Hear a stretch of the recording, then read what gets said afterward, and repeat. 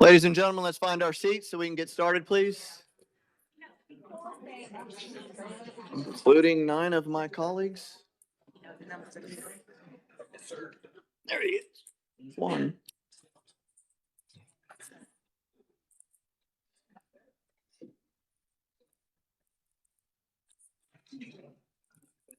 Oops, sir.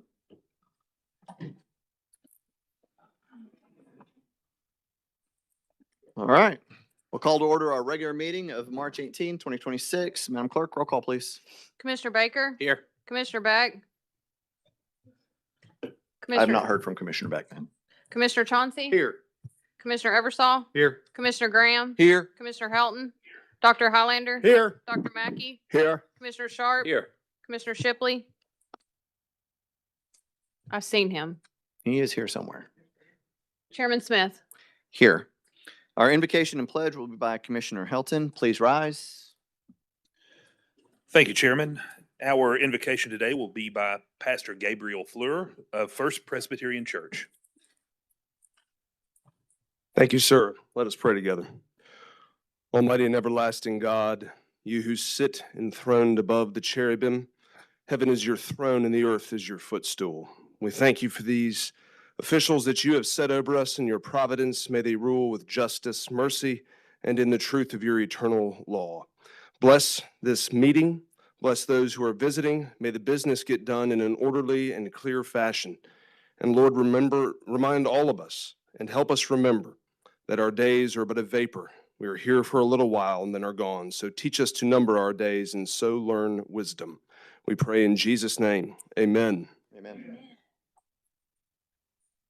Please face the flag and offer the proper salute.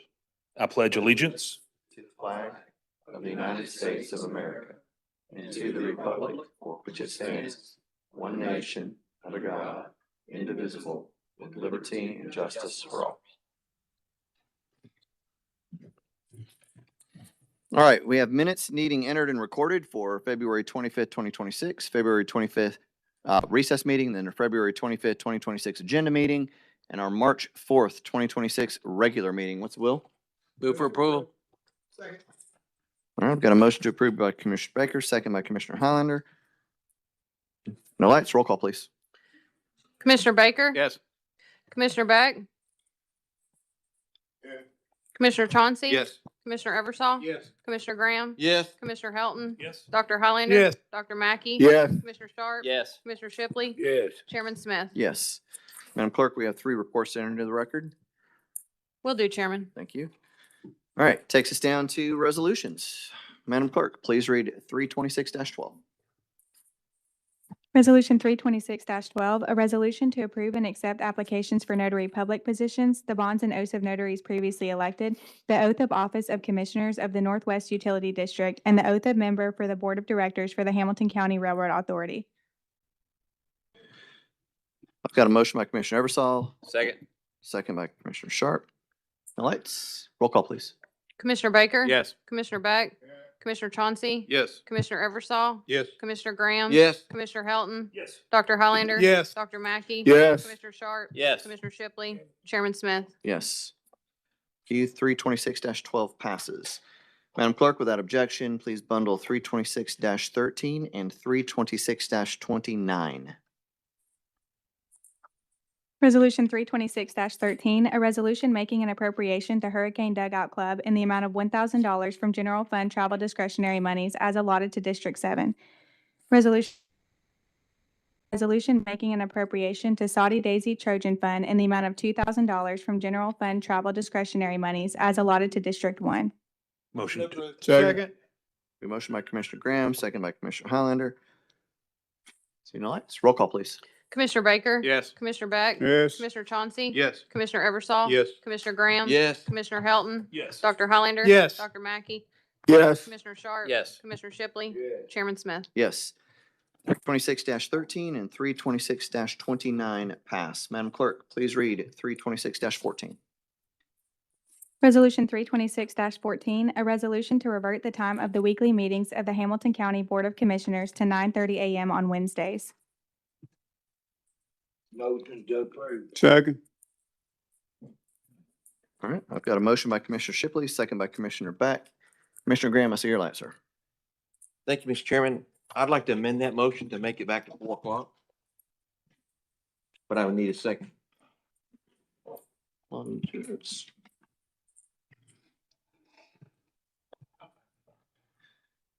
second, but I'd like to discuss too.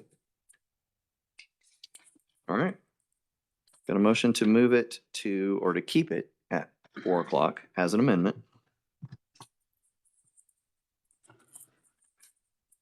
By Graham. Hollander. I got more light, so we're gonna keep going. Just so that everybody understands, we have a motion to approve on the table as written, as well as a motion to amend the time to 4 PM with a motion and a second to move forward. Commissioner Highlander. Thank you, Chairman. I would second that because I'm concerned about citizens not having an opportunity. I'm not sure 4 o'clock is sufficient, but it's definitely better than 9:30. On the, either way, on either the original amendment or the original proposal or the amendment, will we have the opportunity, say, for instance, in special circumstances, would this body be willing to move to an evening meeting for a budget listening or for certain things that, could I get something from the group on that? I would like to see our citizens be able to be here more often than just this, but if we do go with one of these, would we be able to, what would be the will of the commission? If I could do maybe a straw poll to see if we have a certain special circumstance where people need to be here, would this body be willing to meet in the evening? I guess is what I'm trying to say. I think you only gonna know that when it's proposed. Can we? Absolutely, as long as we have enough notice to the public that we're changing a specific meeting time, but it'll have to be proposed at that time. Okay. And how much notice would we need? Is it 2 weeks? Madam Clerk, to be sure. 1 week. Days. Yeah, 7 so it'd days. have to be based on our schedule. We probably want to do it 2 weeks in advance just to That make was sure my there's enough understanding. time. Okay, well, I did second that motion. I would like to see the citizens have more opportunity. I'm not sure 4 o'clock is sufficient, but thank you. Commissioner Baker? Yeah, Commissioner Highland will give you something else to look at. I'd like to amend, I think we can do it twice. Amend that to 5 o'clock, twice a month. Second.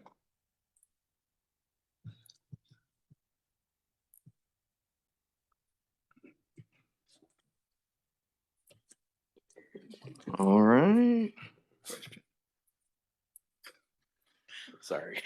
Thank you, Commissioner. Just in case you're wondering whether I was paying attention. All right, we now have a dueling amendment, changing the time to 5 PM and the cadence to twice a month as opposed to the 4 times a month. Those are the only two, we can only take 2 amendments stacked in this fashion. Just so if anybody else with lights on was thinking about an amendment, we cannot take another one until these have been dealt with. And Commissioner Mackey, I see your light, sir. Thank you, Chair. I don't know if it's an amendment, but obviously, this is going to be, it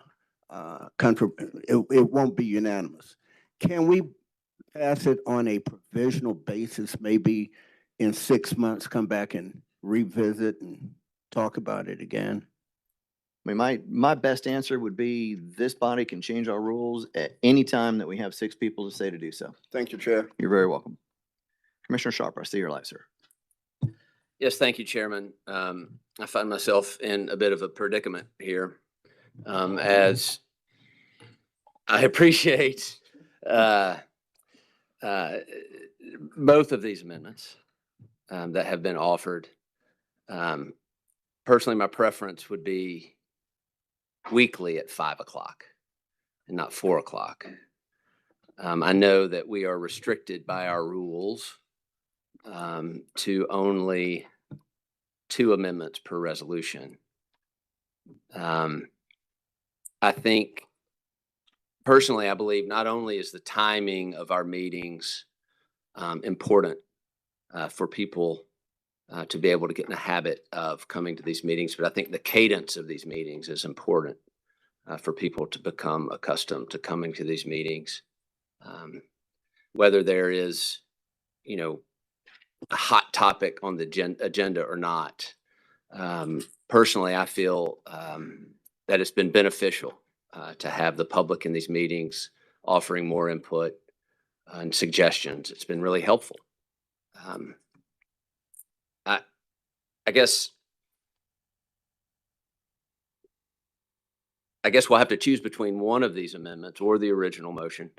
And I guess if I have to choose between one of these two amendments, I would choose the every week at 4 o'clock.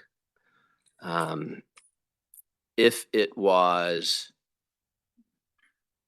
the will of the commissioner who offered this amendment to adjust that to 5 o'clock, I would be grateful if that's a possibility. We'll But have to deal with otherwise, the current amendment first. yeah.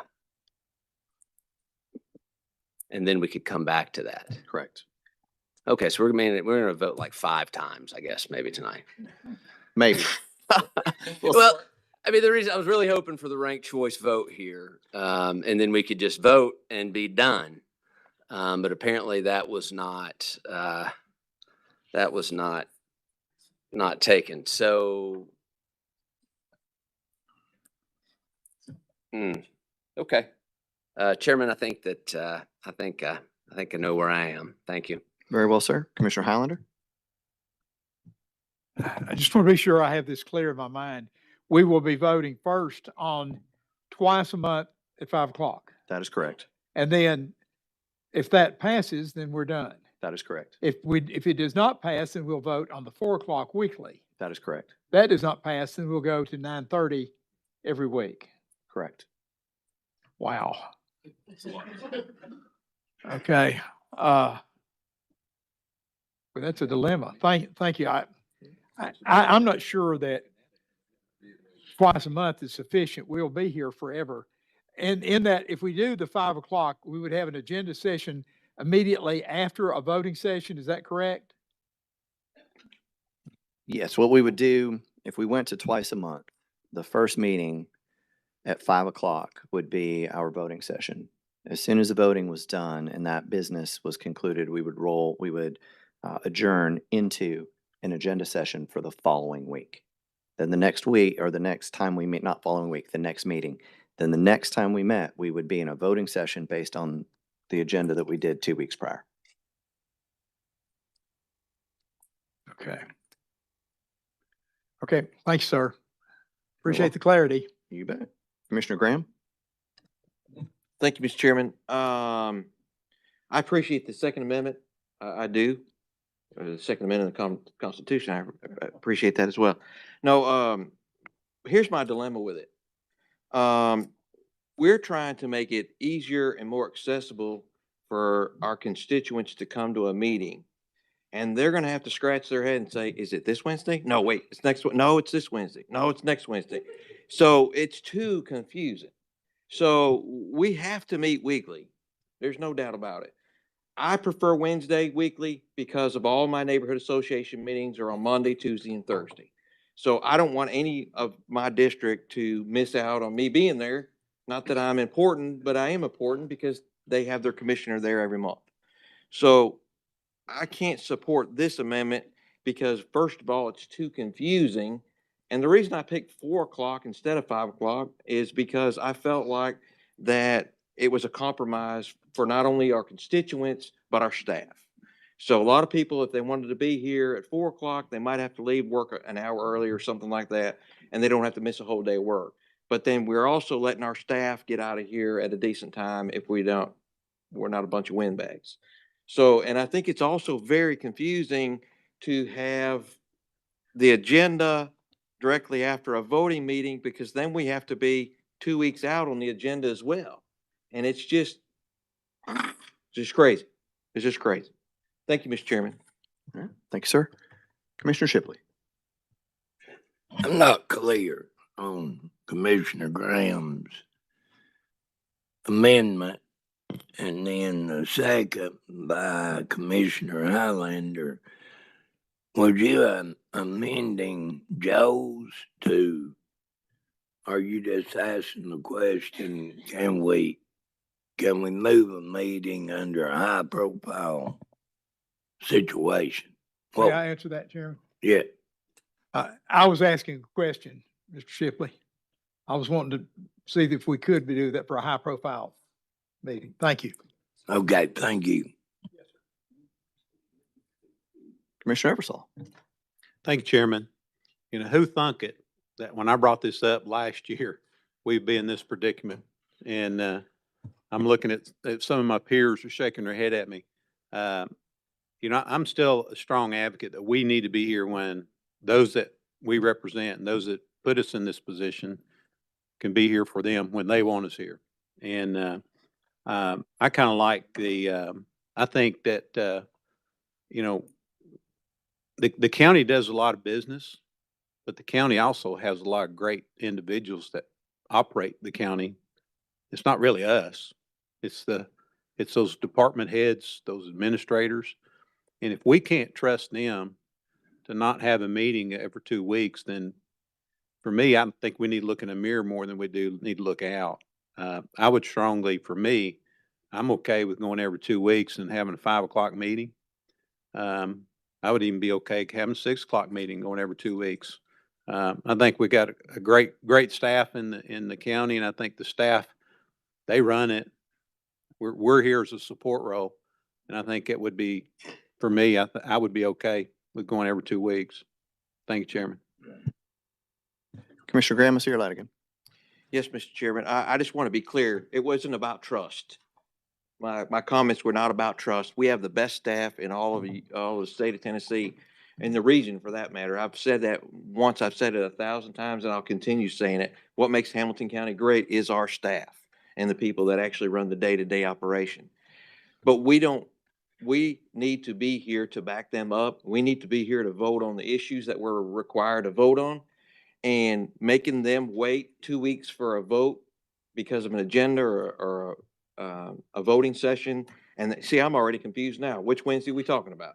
So that is not about trust. It's not about disrespect. It's about respect to our constituents and to our staff. And it's not shirking our duties to where we just do it twice a month. Thank you. Commissioner Shipley. Yep. One more thing, we got a pretty good crowd here tonight. Why? Because of the planning commission. These folks would be here at 9:30 in the morning. It means that much to them. At nighttime, we tried it. It hadn't generated no more people. What brought this crowd tonight, we'll deal with here in a little bit. That's all I got. I've gotten no further lights.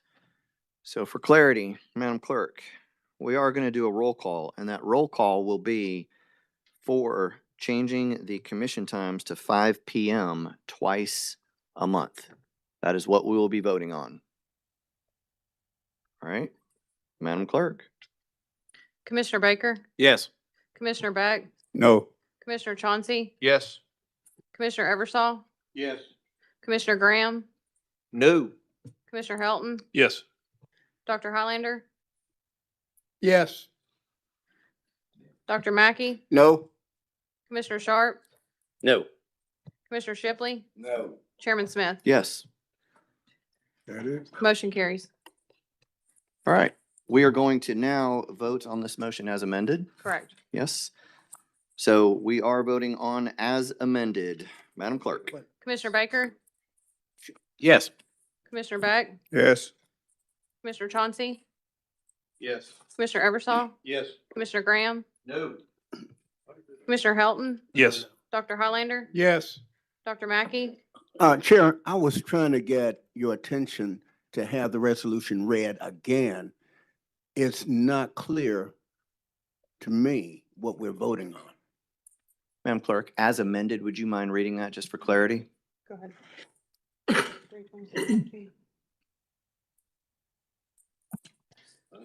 Let me do it. Resolution 326-14, a resolution to make the time of the weekly meetings at 5 p.m. on Wednesdays twice a month. No. Commissioner Sharp,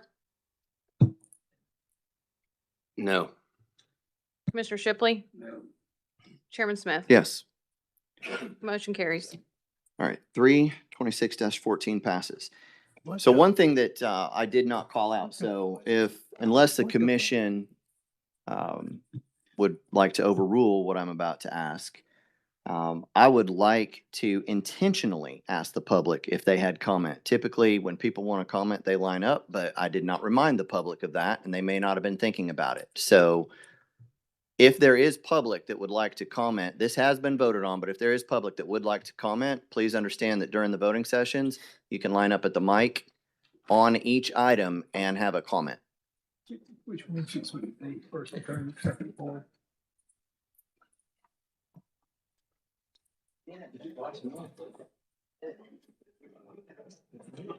Hey, keep lining up. I'm going to get overruled. There are more holidays at the end. All right. Yes, first and third. Please come forward, name and address for the record. You will have 3 minutes. And this is specifically on the item we just discussed and voted on. Good evening, Kathleen Jeter, 1221 Tally Road, District 5.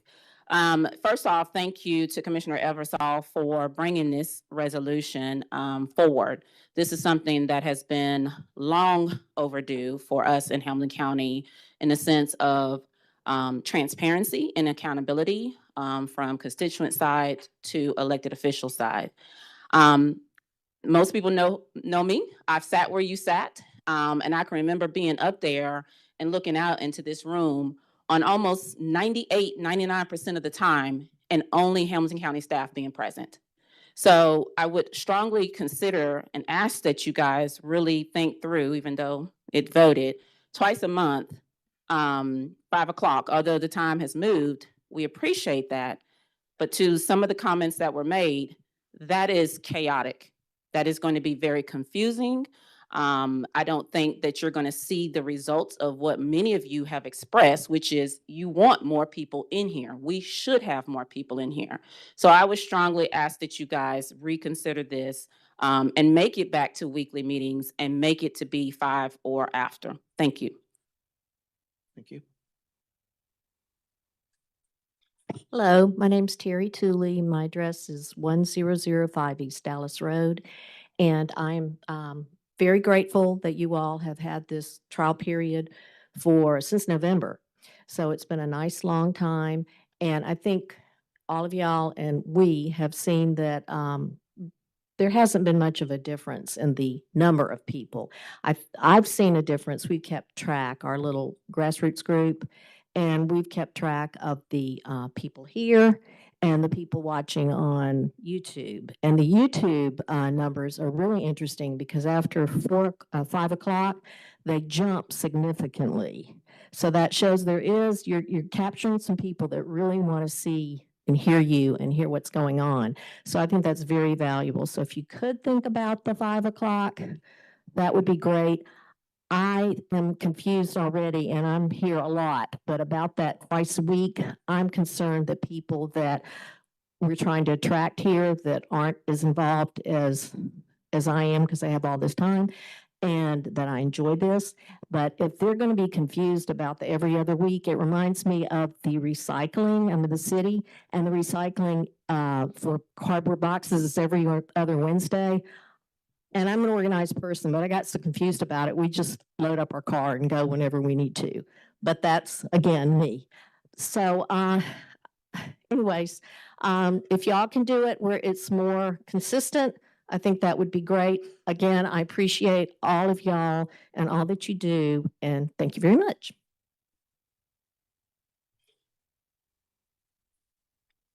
I'm Sabrina Daniel. I'm running for school board in District 8. Ms. Daniel, we're not using the microphone to announce candidacies or talk anything about campaigning. Oh, This I is was just, specifically to address this item and this item I only. was just identifying myself. Sorry, I'm And sorry. that is, yeah, name and The- address is The what's vote that you required. just took, I'm concerned about, certainly not 9:30. Most of our people, if you want participation, work 9 to 5. So I would like to see rethought about this, maybe 5:30. And as this other lady spoke, people will get confused if you do it twice a month. So for my 2 cents, I think 5:30 on Monday, Tuesday, or Thursday. Wednesday is church night. So that would be my suggestion as a taxpayer.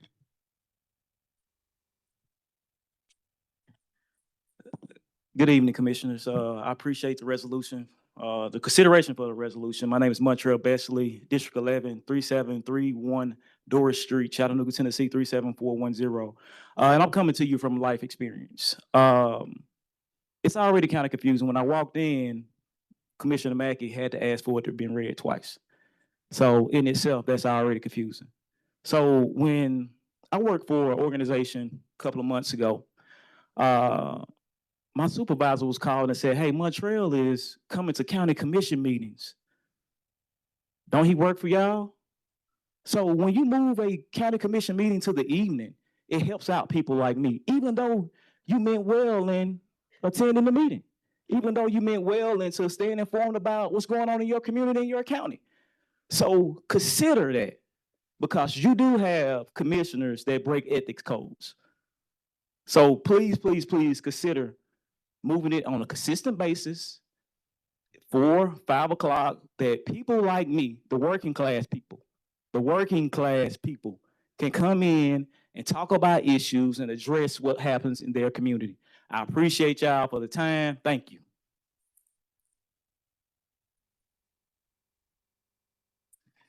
Hey, my name is Mark Herndon. I live at 2907 Leggett Road. I'm in District 1. Want to thank the chair for reminding the body that you guys get to rewrite the rules. You don't have to settle for this decision. You can rewrite the rules and amend them twice every single time until you get it right. I would argue that you're not support staff, sir. You are our legislative body. And as a legislative body, you should take into account what our people are saying. We are asking for more time. We want to be involved. The staff is exempt.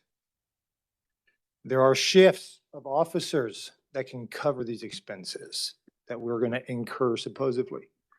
Just a matter of management. I would love to have a conversation with my representative. I have tried to discuss it and my concern about the times, but I haven't gotten a call back, sir. Maybe now you'll call me back. Thank you.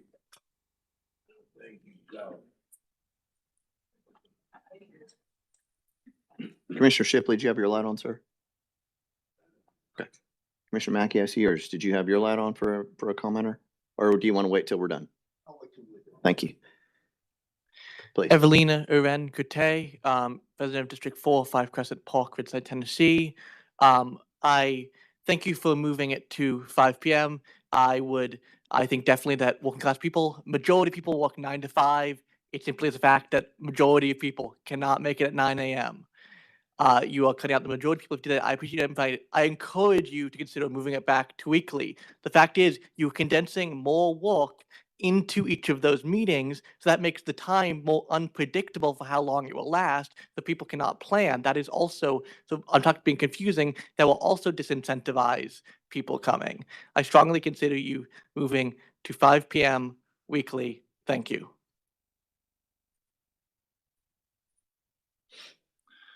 My name is Noah Johnston. I live at 666 Charbel Street in Hickson, District 3.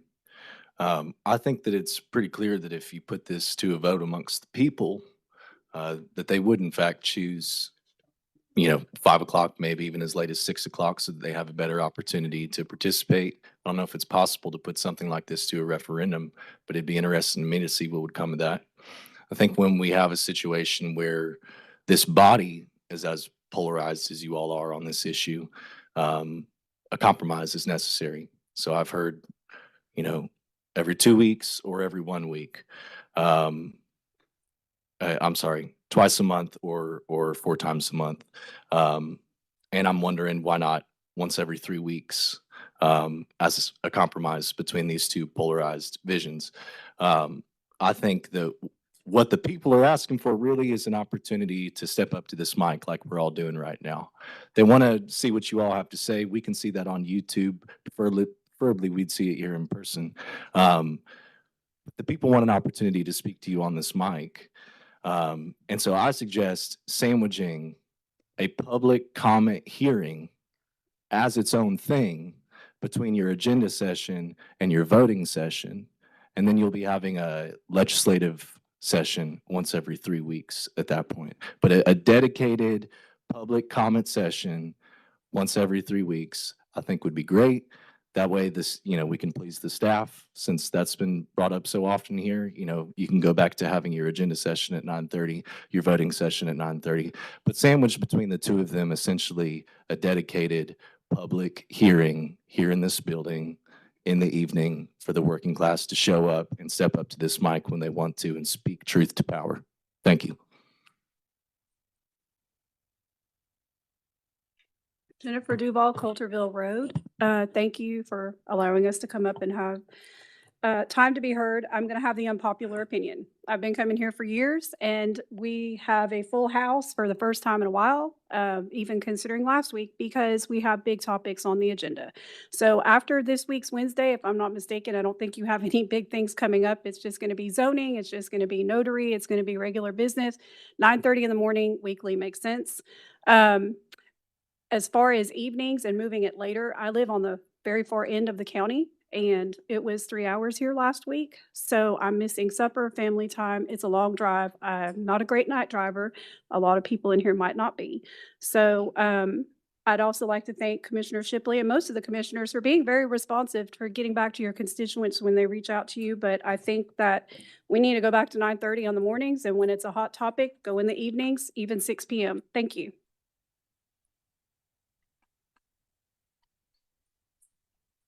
Hello, Destin Hobbs, 2700 North Orchard Knob, District 4. I apologize for my appearance, but the majority of residents of Hamilton County, I work on Wednesdays. To even be able to show up to this 4 o'clock meeting requires me to leave work early just to be able to be here. So I strongly endorse moving it to 5 o'clock and having weekly meetings so it's not confusing for most residents. It just feels a little unfair for a local government body to kind of be inaccessible to a large majority of residents. Thank you.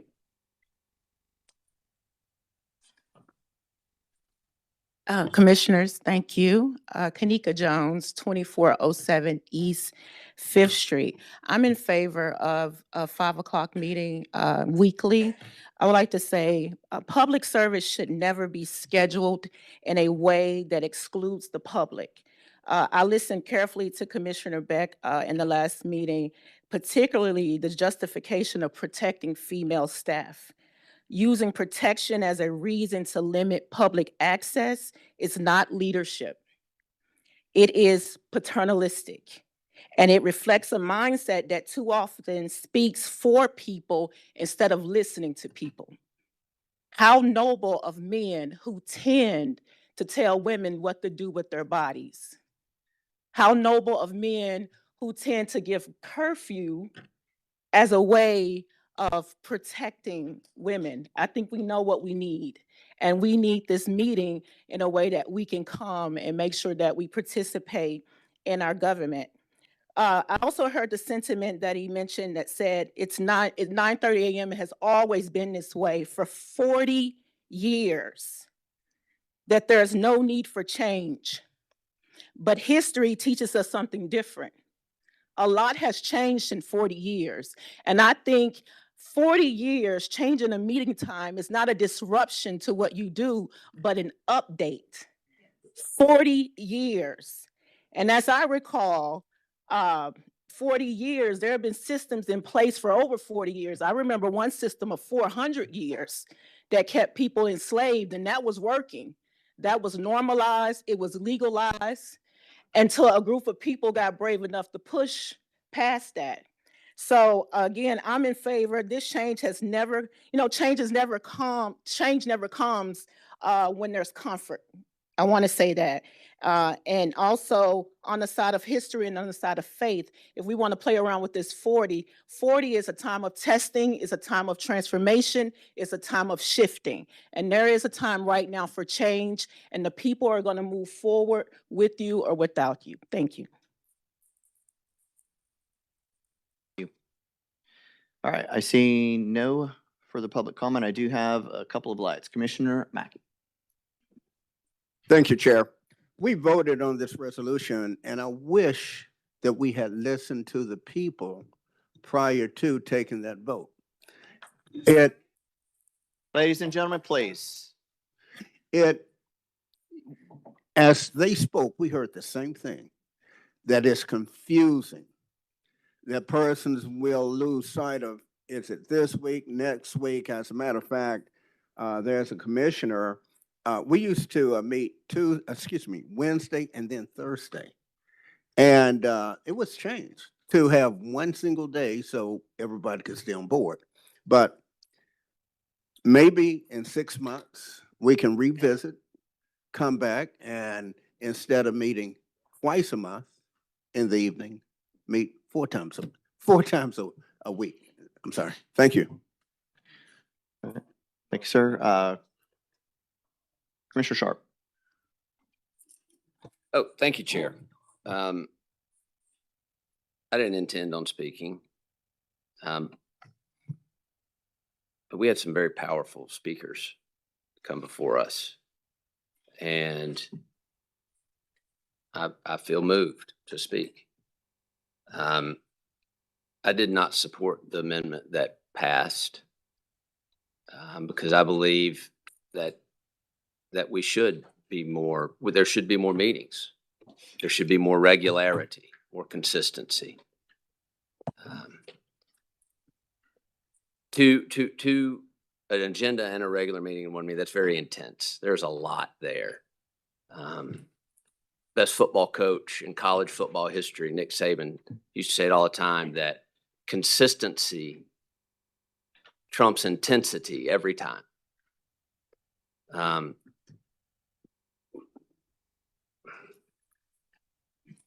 People in here get very emotional sometimes in deliberations about touchy topics. It becomes personal sometimes. I believe that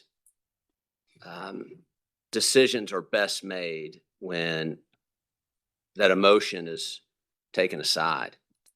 Doing both meetings, an agenda meeting and a regular meeting, I believe lends to emotional decision making. And I think that is a mistake.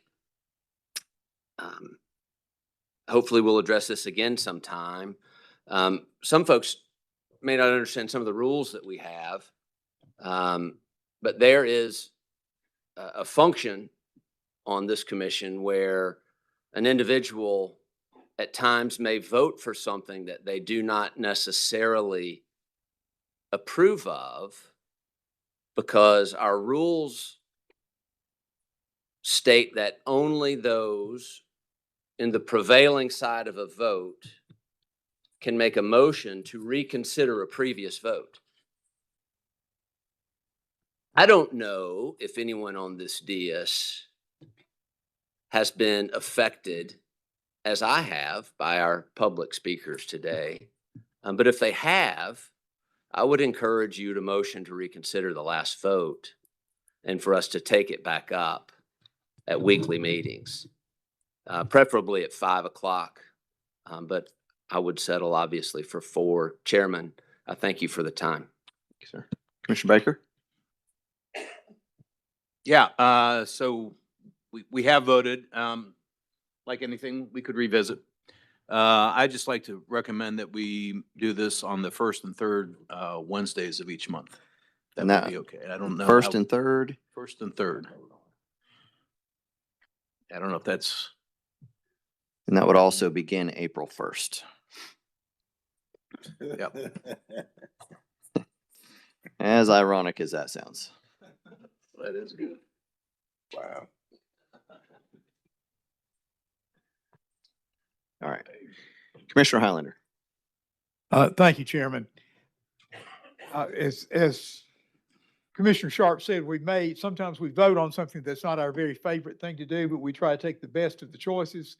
And I wasn't totally pleased with, I was in the prevailing side. I'm not totally complete with it, completely happy with it. But I think we need to try this and see how it works. And then someone on the prevailing side can bring it up at some time in the future if it's not working well. So as much as it was not exactly what I wanted, but I'm willing to try it and see what it comes. I was on the prevailing side, and I would be willing to open it up and come back at a future time if it's not working well. Thank you. Commissioner Graham. Thank you, Mr. Chairman. Honestly, I was not on the prevailing side either, so I can't bring it up. But to one of my colleagues' comments a minute ago, it was actually Philip Fulmer that was the most famous football coach. Not even close. But being that I was not on the prevailing side, my comments still stand. It's going to be extremely confusing. We've done this before. Commissioner Mackey said it when we were doing a Wednesday and a Thursday meeting, one being an agenda, one being a voting, and the confusion was enormous. It was not only confusing to commissioners and to staff, it was super confusing to our constituents.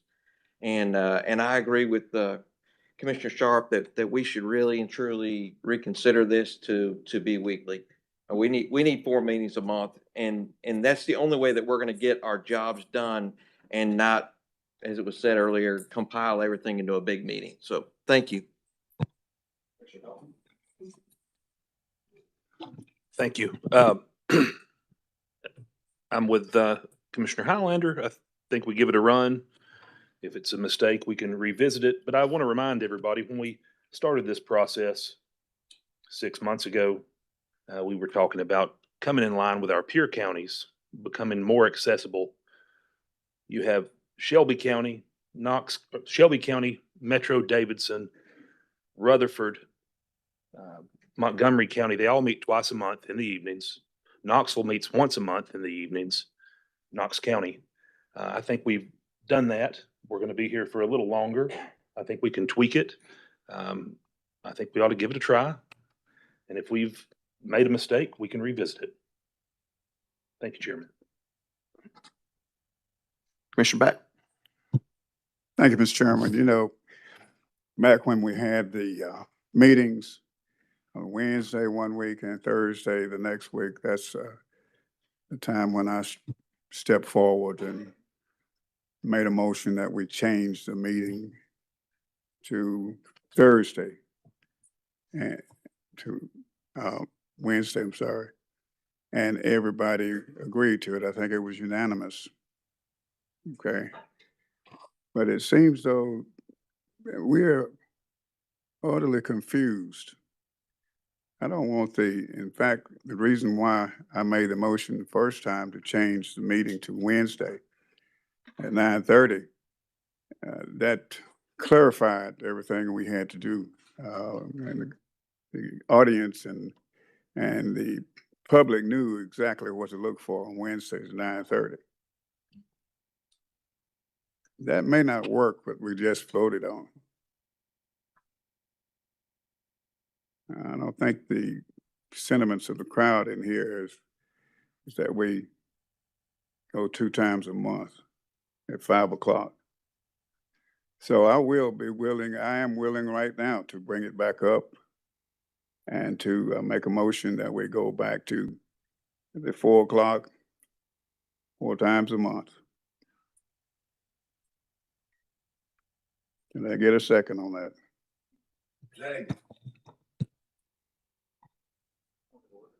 Madam Is Clerk, that can you point of order? confirm whether or not Commissioner Beck was on the prevailing side of that and has the authority to bring this back up for consideration? He was not on the prevailing side. Cannot What? be brought back. So what? I was on the prevailing side. Hold on a second. I'm looking at the amendment. Hold on. Correction. He was on the prevailing side. Yes. My apologies, Commissioner. Was it Beck. as amended or the amendment? Adopted as amended. He was on the prevailing side. So what Commissioner Beck can bring back up with a second is voting on You the can bring the topic back up. topic back up. It will still say 5 o'clock. So let me go one rabbit hole a little bit deeper. I said Since, 4 o'clock. well, but the item you're bringing back is 5 o'clock. That has already had 2 amendments. Therefore, cannot be amended again.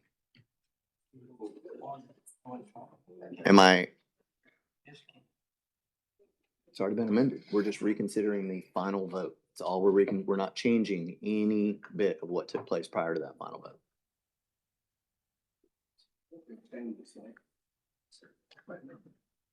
No, he was only on the prevailing side of the final vote.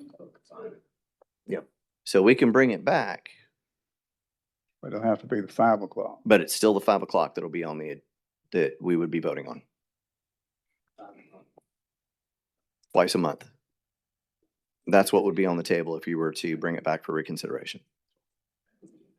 Correct. No. Attorney, I said 4 o'clock, 4 times a month, back to where we are now, 4 times a month. Now, that's a new motion, right? No. All you can do is reconsider the previous vote. You can't amend something that was already Reconsider passed. the previous vote. And the Okay. previous vote is 5 PM. Okay. 2 times a month. 2 times a month. That is correct. And it cannot be amended again. So we would just be voting on what we just voted on. Okay. Point of clarification, Chairman. Please. I'm not sure if Commissioner Shipley was on the prevailing side as a second. You don't have to be?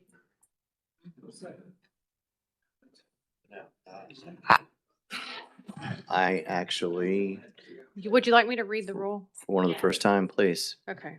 Rule 24, motion to reconsider. When a resolution has been voted on, in order for the same issue to be reconsidered by the commission at any time thereafter, it shall be necessary for a member voting on the prevailing side when the resolution was acted upon to move for reconsideration and the receipt of a second.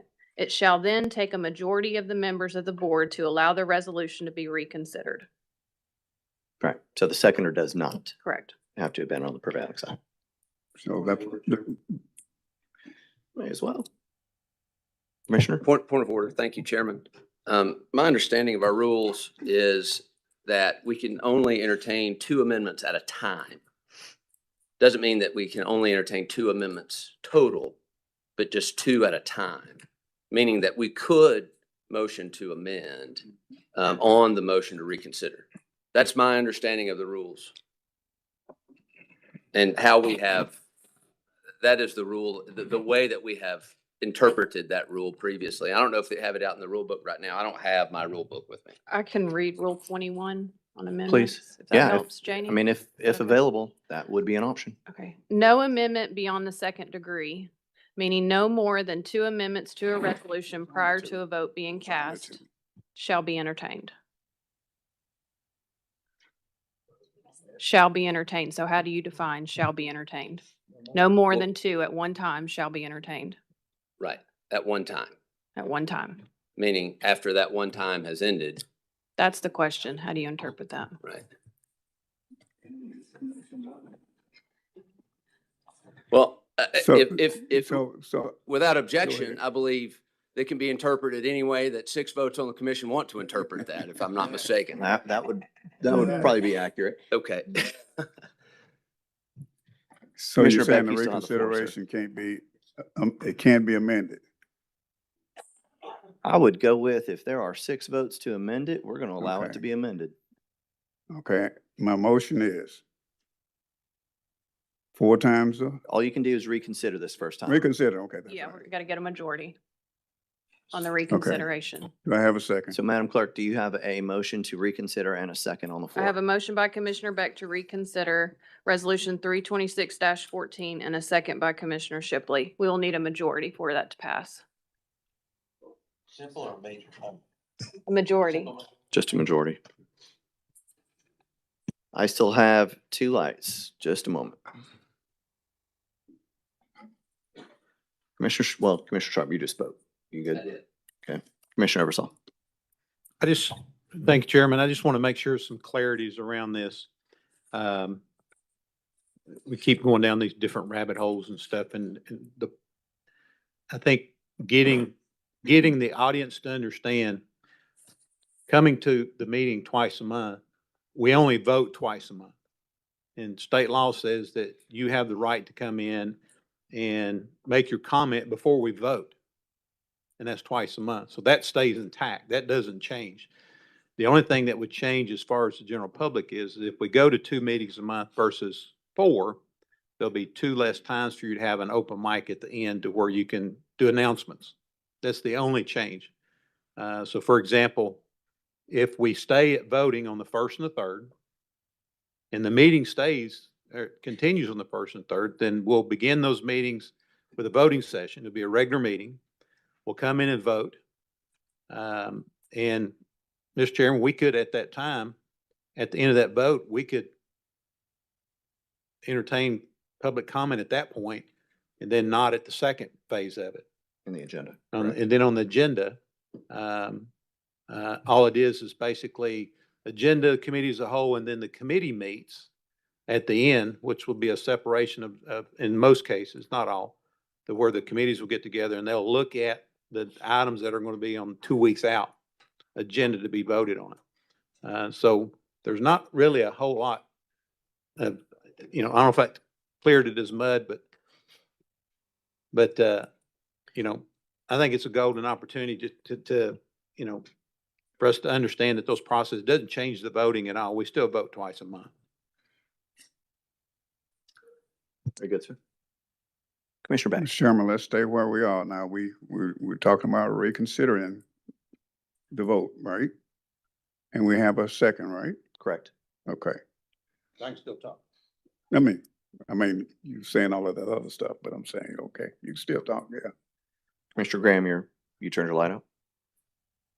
Mr. Chairman, my comment is really and truly for right after we reconsider, because it's about the 4 times a month. So, I mean, I can say it now if you'd rather, but. No, but it's I'll wait really for your light until after. Let's see if we're going to get it reconsidered. Commissioner Highlander?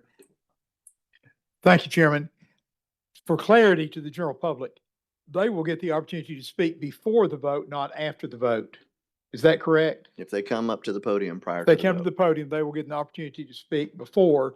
And when they're speaking, while they have the opportunity, that would be the first thing in the meeting. So they would not necessarily need to stay here for the whole time if they didn't want to look at the agenda session.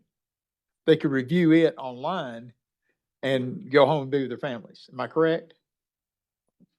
They can leave whenever they want to. Yeah, but I'm just saying, the benefit for them in this, but I see some benefits for it. Although I would like to go 4 times a month, I can see a benefit for them. Thank you.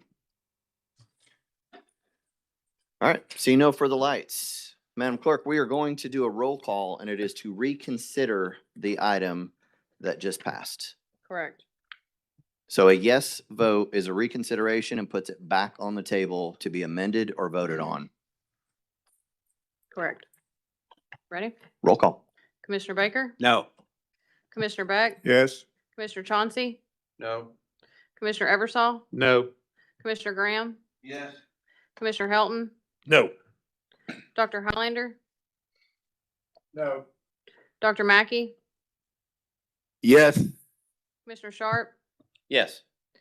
Commissioner Shipley? Yes. Chairman Smith? No. Vote holds. Motion fails. The motion to reconsider fails. Original vote holds. Should have voted. All right, we are out of Sounds like we lights have on a whole this nother meeting one. to do. So we're moving on. 326-14 passes as amended, 5 PM twice a week, the first Twice a and month. third, twice a month, the first and third Wednesdays of the month at 5 PM, starting April 1st. Madam Clerk, 326-15, please. Resolution 326-15, a resolution authorizing the county mayor to terminate the interlocal agreement with the city of Chattanooga for the funding of the Chattanooga-Hamilton County Regional Planning Agency. Move for approval. Second. All right, a motion by Commissioner Baker, second by Commissioner Eversol. I do have lights. Commissioner Highlander, sir. Thank you. Mr. Lehman, if I may ask Mr. Lehman a question? Please. Absolutely. Mr. Lehman, you've had far more experience than some of the rest of us have dealing with MPO. I know you're not on it right now. I like the idea of this very much. How would that impact our involvement in the MPO? No, sir, not in the MPO. So we would still have the same opportunity for the Metropolitan Planning Agency for the transportation. It would not impact that, you don't think? Same involvement and participation with the MPO. That would not change. Okay, thank you, sir. All right, Commissioner Mackey. Thank you, Chair. When Chattanooga and Hamilton County is going their separate ways, that's a problem. You know, when I was a kid, my dad had us reading, and I can't remember what book it came out of, but there was a statement, and it said, "A house divided against itself, it cannot stand." Oh, my. Okay. But, you know, there's a national monument, Mount Rushmore. And on that monument, there are 4 presidents. Washington, he represented the birth of this country. Jefferson represented the growth of this country. Roosevelt, the development. And then there was Lincoln, who, what? He represented the preservation of this country. And the idea Lincoln had is we couldn't go in both ways. The city of Chattanooga, they have a plan. It's called One Chattanooga. And yet, this body seemed to want to go in 2 different directions at one time. Makes no sense. Are we not one county? Do you want to be one county? Or do you want the rural parts of this county to do one thing and the urban parts of this county to go in yet a different direction? The business community want to see one unified group of people. And those counties that we are competing against, like Huntsville, they're going to eat our lunch. They're going to get the business that I want to see. They want to see the growth and jobs that I would like to see. But maybe other parts of this commission don't want to see the growth, would rather push the jobs elsewhere at a time we're facing increased tax pressure. So, Mr. Chairman, members of the commission, we're going to vote. And I hope we vote to stay one county with one mission, unified and together. Thank you, Chair. Commissioner Graham. Thank you, Mr. Chairman. With all due respect to all of my colleagues, Commissioner Mackey, you're exactly correct. We are one county. We're 11 districts, but we're one county. We have 10 municipalities within our county, but we're still one county. This not only sends a horrible message to the municipalities in our community, but it also sends a horrible message as Commissioner Mackey said, worldwide, all over the country and all over the world. Anybody that wants to relocate here, the last resolution was supposed to make it easier for people to come, and we made it worse. And this resolution is now to try to separate. It doesn't make sense. It doesn't make sense. We try to be more transparent, but then we also try to be more inclusive. This is neither. So with all due respect, I will be voting no. We've worked for many, many, many years with the municipalities in our county, which is how we landed Volkswagen, which is how we landed many things. We worked together. We worked with the state. It was a collaboration. This is divisive. It's not good for District 11. It's not good for Hamilton County, and I will be voting no.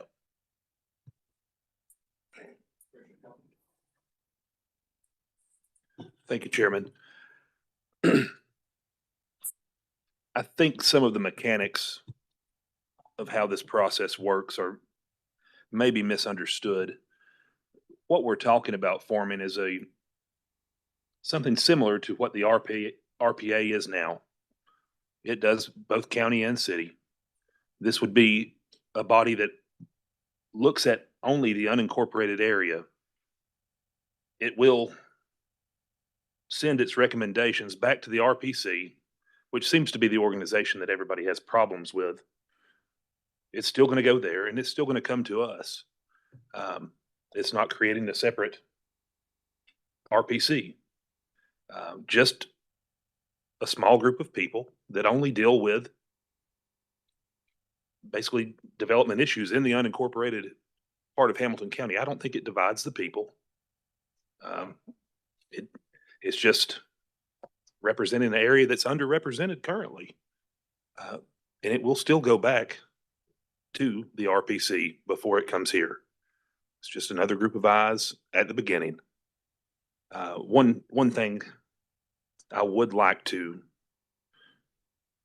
add to this is I would like to codify that this group, and I know they're going to, but I just want to put it on the record, that they have to abide by the adopted area plan, right? That way there's no gray area. We fought and struggled with an area plan for the unincorporated area for the better part of 2 years. I'd like to make an amendment that deals with that. And I'd also like to offer another amendment that brings it back to us before it's enacted. How it sits now, we're voting to signal our intent to pull funding from the current RPA structure. I would like to know what the new structure is going to look like before we put it in place, how it's going to mechanically work, just have everything spelled out. With those caveats, I can support this. Thank you for the time. Thank you.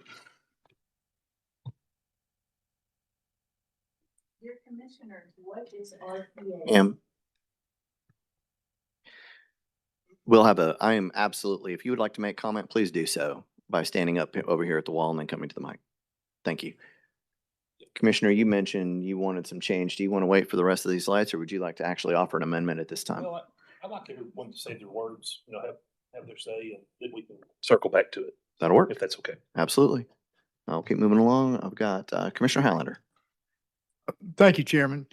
And I'm not sure to whom this needs to be directed, but the way I understand it, we would have our own department that would be similar to the RPA for the unincorporated areas. One thing that I am concerned about is I want to make this really clear. We would be hiring people that are trained in this and are certified. Is that correct? I would certainly hope so.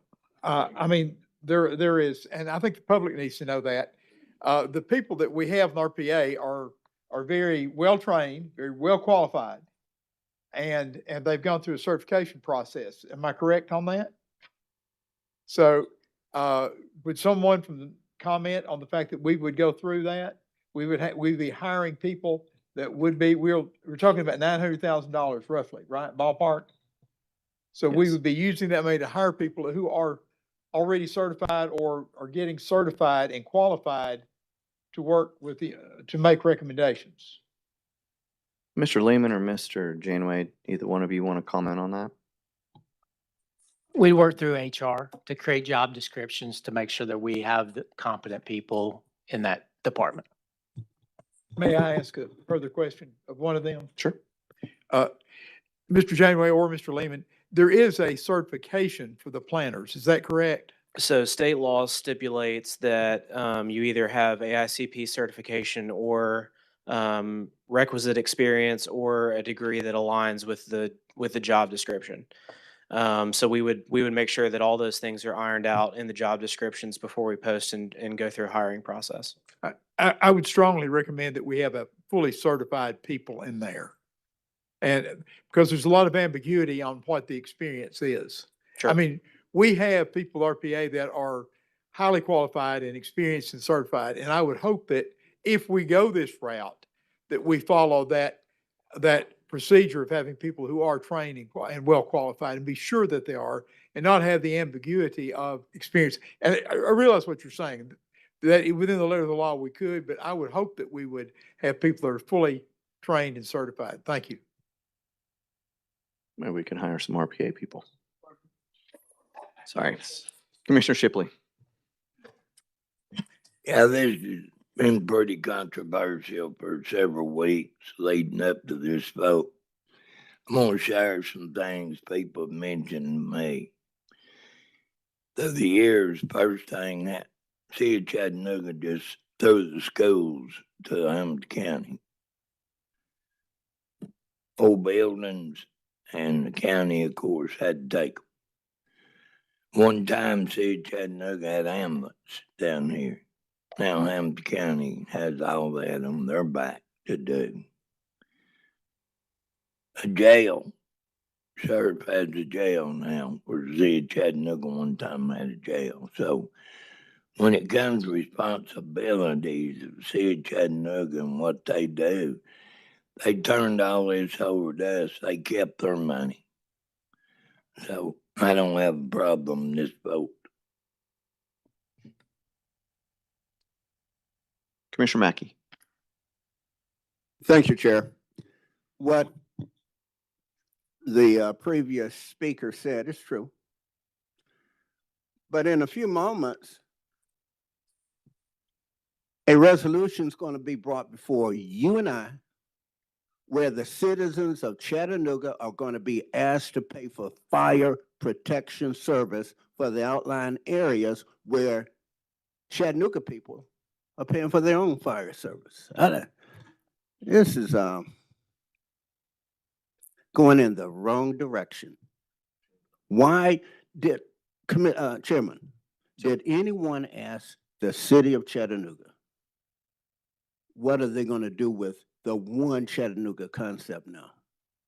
If y'all do this.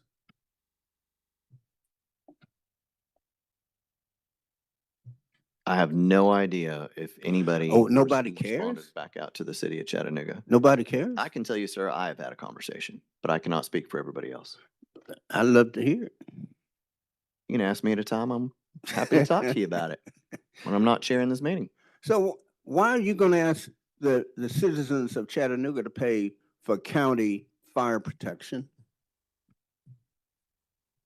I'm sorry, Commissioner, I don't know why you're asking me Oh, my about bad. something that we're not even discussing or assuming where I am on a certain issue. But if you would like to ask a question about the issue, we'd be happy to get you an answer. It's coming up.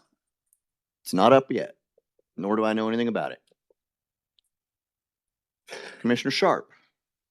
Thank you, Chairman. I just kind of want to put a little, I don't know,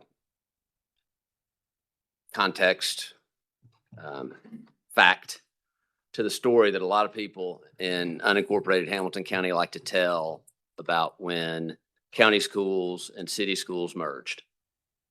We're all aware here that Hamilton County used to pay cash for their schools, right? Do you know why they used to pay cash for their schools? Does anybody up here want to take a guess at it?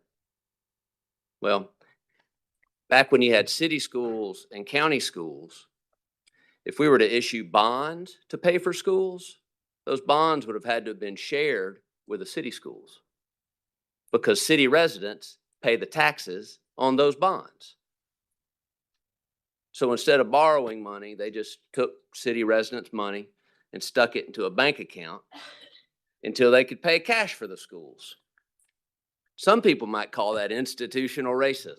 I don't know. I'm tired of the argument. It's just not true. Everybody needs to get on the same page here. So what we're asking now, a comment was made that it doesn't matter what the city of Chattanooga does or doesn't do. This is about the county. Well, everybody that lives in the city of Chattanooga also lives in Hamilton County and pays county taxes. And in large, according to our finance director, at a substantially higher rate than the unincorporated residents. The information that we were given was at least 15% or 65% of our revenue comes from municipal residents. Or no. 65% of our revenue is expended in unincorporated Hamilton County. And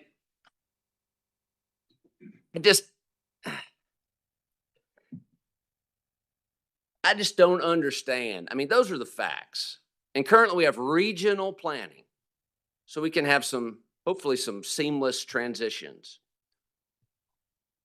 And becoming insular in the way that we plan these different areas really does not make sense. It is going backwards. You know, I said this months ago when we were having a very similar conversation to this one, that if unincorporated residents want their own planning commission to do planning for unincorporated Hamilton County, there is a mechanism in place for that. It's called incorporation. City of Red Bank does it. City of Signal Mountain does it. City of East Ridge does it. City of Chattanooga does it, kind of. They participate with us. With Hamilton County tax dollars of $900,000, which is proposed to be removed from RPA, if I'm not mistaken. Is that what this resolution would do? $900,000.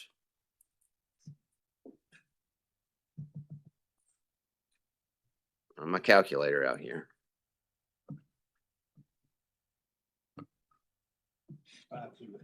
Yeah, 5, right?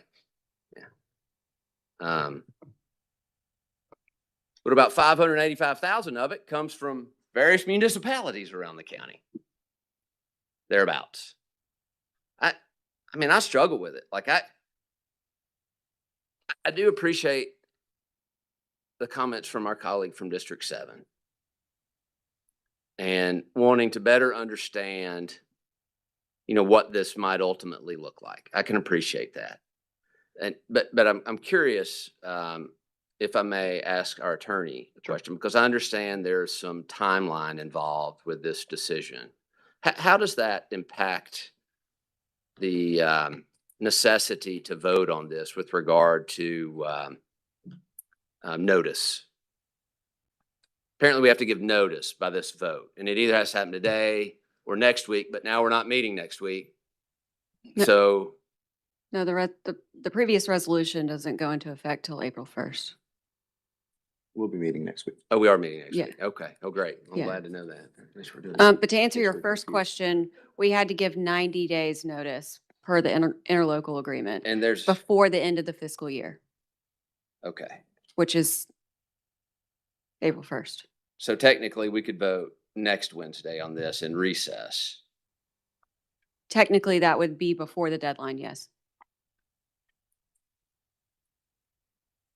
I've really not heard an argument that I feel compelling enough to support this personally. I'm open to exploring avenues. You know, in 1978, there was a partial constitution in the state, a partial constitutional convention in the state of Tennessee, where prior to that, county governments, we had 5 elected positions here in Hamilton County. They were all elected at large. Right, so they elected countywide.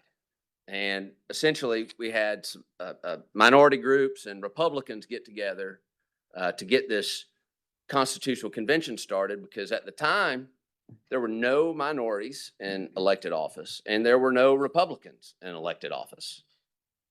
So through the constitutional convention, there was counties were given the opportunity to choose between 9 and 25 district representatives. Not at large. District representatives. And by taking, I feel as though we're taking these planning issues out of the hands of the commission and placing it again under the purview of not 5, but a single at-large elected individual and the staff that report and serve at that individual's pleasure. And I'm not real comfortable with that. I'm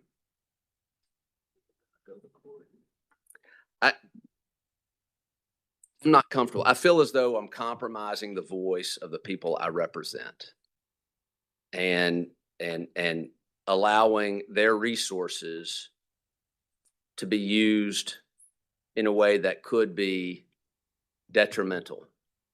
I still have a lot of thoughts around it. It's not clear to me how to move forward on such a thing. I assume we're probably going to move forward one way or another here in a minute. But as of right now, I can't support it. But I just the reason I started speaking in the first place was only because of the school comment. Municipal taxpayers have been abused by county government for years prior to the merger of those schools. And I don't want to see that happening anymore. And I've got a lot of question marks with regard to this as a result. Thank you, Chairman. Yes, sir. Commissioner Graham. Thank you, Mr. Chairman. Last night, I went to a community meeting, a community forum that was put on by the NAACP. And one of the questions was, what are we going to do to help with the extraordinary cost of housing for individuals that can't afford to buy a house? And another question was about jobs. And to me, as I said last week, with all due respect to all my colleagues, this is very disrespectful to the constituents of mine in District 11 in a lot of ways. And Commissioner Sharp, you alluded to most of them. But we can't, we shouldn't work in silos. We've worked for years to get out of those silos. That's why it's a regional planning agency. Karen does an excellent job with her staff. Excellent job. But we still have the final say. So they're already certified, qualified planners that bring it to us. Where I have heartburn in this is what's been already said here today. The revenue, and I'm speaking for my district, the revenue from District 11 comes to this body for us to spend and hopefully spend it properly. But this is disrespecting my district. This is disrespecting their revenue. Every one of the homeowners in District 11 are Hamilton County taxpayers. They may be in a Lookout Mountain, or they may be in an unincorporated area, or they may be in the city of Chattanooga. But this is disrespectful to those residents in District 11. And we're graduating 5,000 kids a year. Actually, it's more than that because we have no way to calculate how many kids are graduating that are homeschooled. But between private school and public school, we're graduating 5,000 kids a year. And the concern last night at the forum was, what are we going to do to help these kids and help these young adults afford a home? Stopping growth or working in silos and not working together is not going to help that. It's not going to benefit the people, the young people in our county. Yes, they can go to Ray County. Yes, they can go to Cleveland. Yes, they can go to Dade County. But that's not what we're doing here. We're spending Hamilton County tax dollars, and we're trying to get the Hamilton County taxpayers to allow their families to live, work, and play in Hamilton County. So with all due respect to my colleagues, this is just very, very disrespectful to my district. Thank you. Move on to the public comment. Please name and address for the record. You'll have 3 minutes.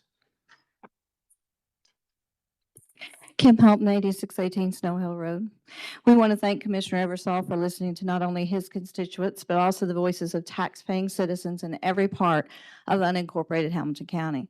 This resolution to us is a very simple concept. The county gives the Regional Planning Agency about $900,000 a year to plan and zone for the unincorporated areas. Instead, the county would keep that and form their own planning agency department.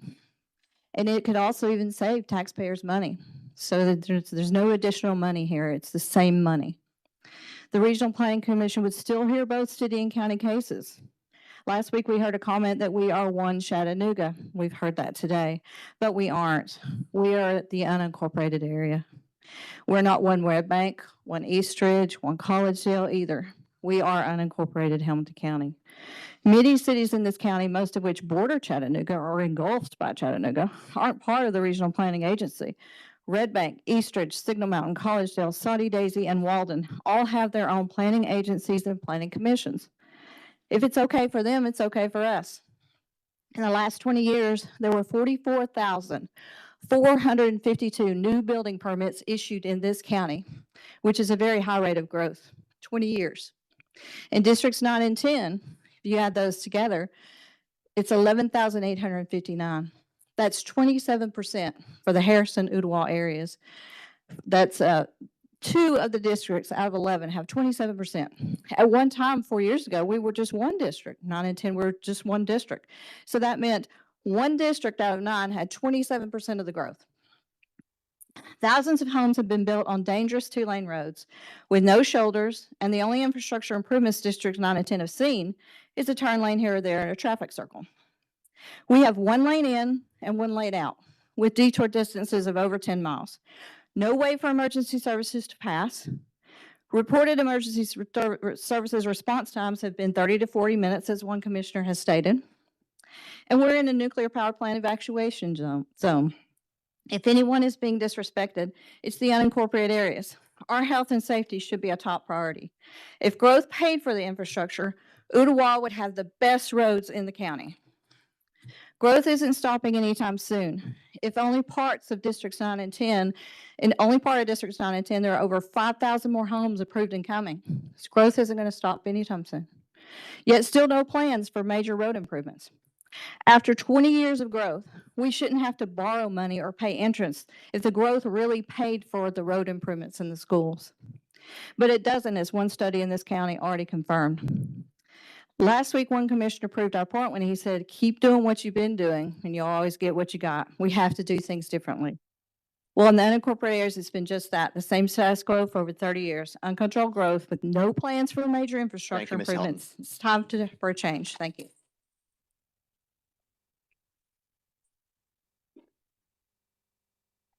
Hello again, Kathleen Jeter, 1221 Tally Road. I'll start off just saying that planning done in silos is crazy talk. It is not effective. I want to pose a couple of questions for you guys to consider before you make this critical vote. Number one, what happens if county and city decide something totally different?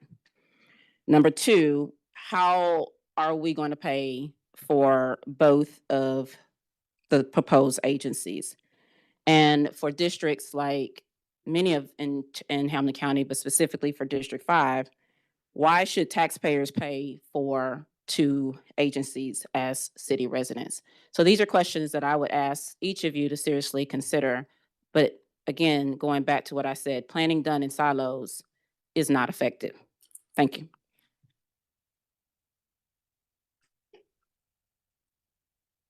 Stephanie Butler, 9905 Runyon Hills Lane, Ooltewah. I live in the county and I resent the city always voting for development in the county on narrow roads with no infrastructure in place for the ensuing school and traffic congestion explosion, as well as pollution because builders put in centralized septic tanks that could pollute neighbors' yards, because sewers may be available in the future, but the county will never have enough money to build another waste treatment center. So it's important too. Thank you for your consideration. Hi, my name is Tommy Farmer, 7935 Mill Creek Road, Signal Mountain. One, I would say thank you very much for the leadership in bringing this resolution to. I do not see it in any way or stretch or fashion a division of this city or this county or any of the municipalities. I think it's given a voice to the fastest growing area in this county of the population. You got 30 to 40% of of the population of this county that lives in the unincorporated areas. We already have 11 municipalities, and most of those have a voice at the RPA. This is going to do nothing to divide. I think it's going to strengthen everybody's vote to have a voice and to have a position in this. And I thank you, Mr. Helton. I thank all the commissioners for bringing this for the county to let the folks have a voice. Thank you very much.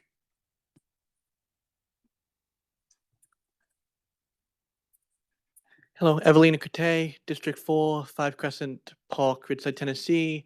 Didn't intend to speak on this particular issue today, but just as I was thinking about it, the thing is, this is not creating just a new department. This is terminating the agreement with the Regional Planning Administration. This is, if it was just creating an extra department to focus on those other areas, that makes sense to me. This is not that. This is terminating the pre-existing agreement, which is siloing the work, which it sounds to me, you all don't even know what the plan is for this new department yet. And so if you don't have details on this, why vote to pull out of something before you even have the details on the new plan yet, is to my understanding. So at least from what I've heard, I'm not expert on this, this does not seem like a good idea without a lot more details. Thank you.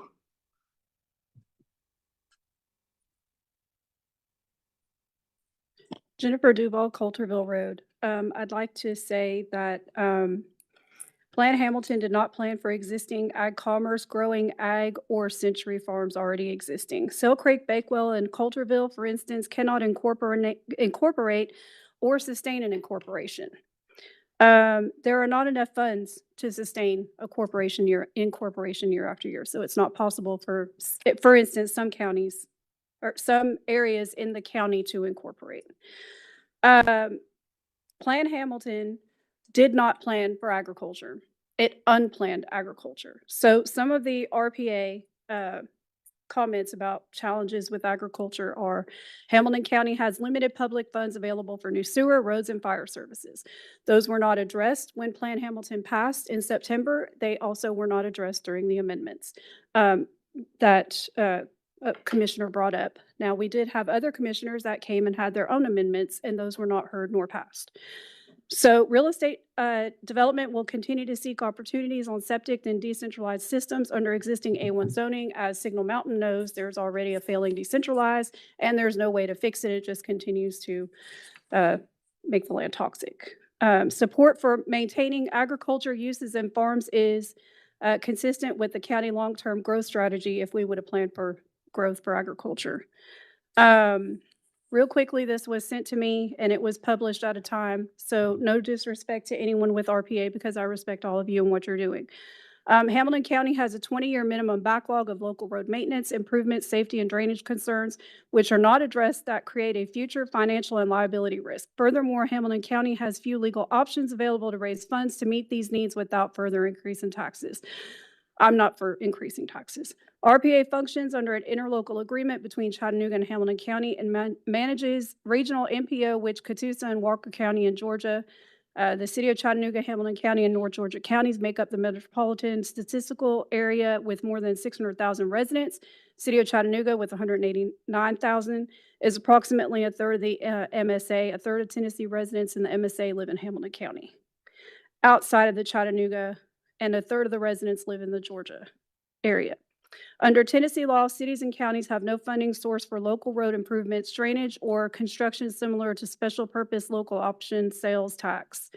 that was enacted in Georgia in 1985. Chattanooga and Hamilton County have no significant local government transportation funding and thereby less competence in managing major road improvement projects.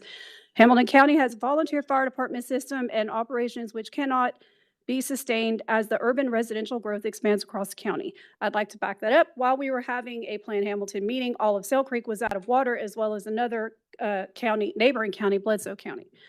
The Regional Planning Commission for Hamilton County recently adopted a new comprehensive Thank you, plan Ms. on Duval. September 8th, which furthers residential development without addressing any new sources of funds for roads, drainage, and improvement fire services. Thank you.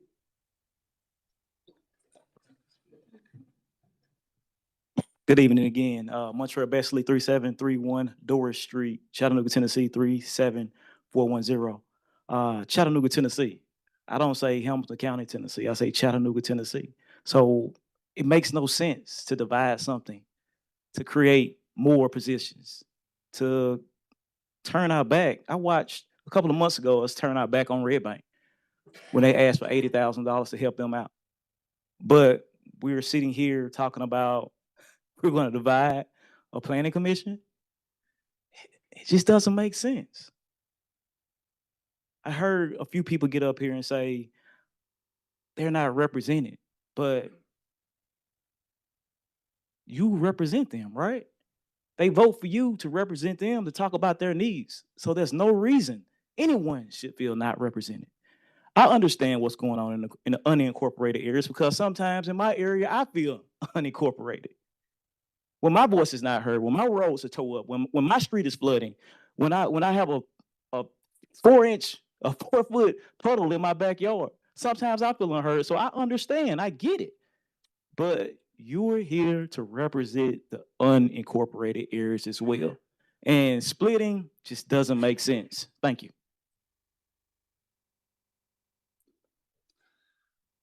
Noah Johnston, 666 Charbel Street, District 3. I spoke to one of you recently and expressed that, in my opinion, a source of antagonism between the people and the plan for our county, for growth in our county, is the lack of oversight on plat and PUD decisions. That's not something that comes before this body. Only the zoning changes come before this body. So the smaller, plats and PUDs, obviously, I'm not telling y'all anything you don't know. Those are authorized at RPA. I think it would be good for even those smaller ones, at least in the unincorporated area, to also have to go through the oversight of the Regional Planning Commission instead of just being decided at the RPA, to kind of take some of the pressure off of them so that they can just focus on the technicalities of all this, because I think that's what their role is. They're here to provide technical support. I wish there was an avenue for this body to gain oversight on plats and PUDs. If that's not possible, I really like the idea of our own planning commission, but I don't necessarily like the idea of stepping away from a comprehensive plan for the county. I think when you talk to people in the streets, the root source of a lot of antagonism is the number of developers that are present on the Regional Planning Commission, and how at times, I don't know what the current makeup is right now. Honestly, I haven't been to a Regional Planning Commission in a few months. But it seemed to me last time that I went that there were more developers than there were people of the county there to provide oversight. Wish there was a way that we could have an additional layer there, where we could have a committee of the residents of Hamilton County that do not have a stake in whether or not these major developments go in. Kind of do away with those issues that I've just laid out. So anyway, those are my thoughts. I think if we end up putting forth our own planning commission and then we stack it with developers again, we just end up at the same problem that we have, where people feel underrepresented. Okay, thank you.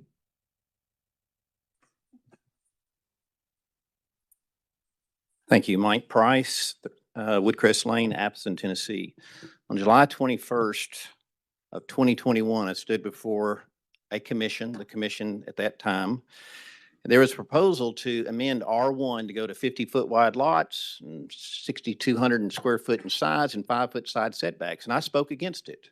And I did so knowing that it would cost me business, and it did. It would make people mad in the development community, and it did, but I knew it was the wrong decision for the county.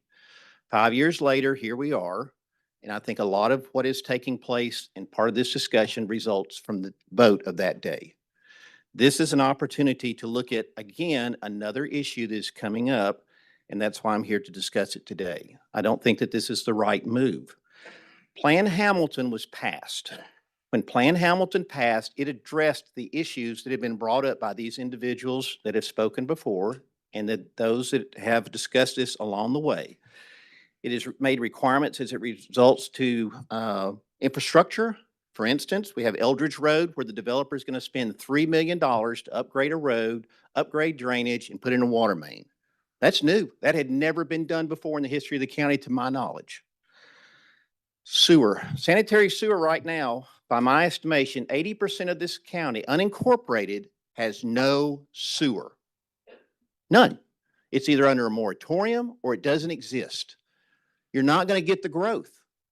This commission passed the most restrictive requirements as it relates to doing the sewer systems on site by the developer.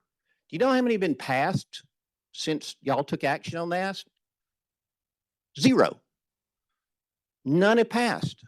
Now, I'm not saying what you did was wrong. I'm just pointing out the fact that the requirements, the standards, all have been raising. You've recognized the need. Plan Hamilton is passed. When it passed, there were 9, since it's passed, there have been 9 different items that have been brought up. Planning staff made recommendations on the 9.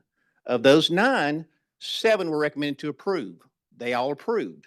6 of those went to this body. You approved those. My point being is, I've not heard one point ever brought up.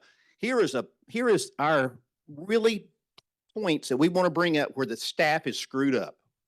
I've not heard one, not one case. If you got something that's going bad, you can at least point to it and say, here's this, this, and this were the problems that we have. I've not heard the first one. The last thing I would point out is whatever planning commission, whatever staff that you have, at the end of the day, there wasn't one rezoning that has ever been passed in this county that didn't go by this body. It's not the planning commission, it's not the staff.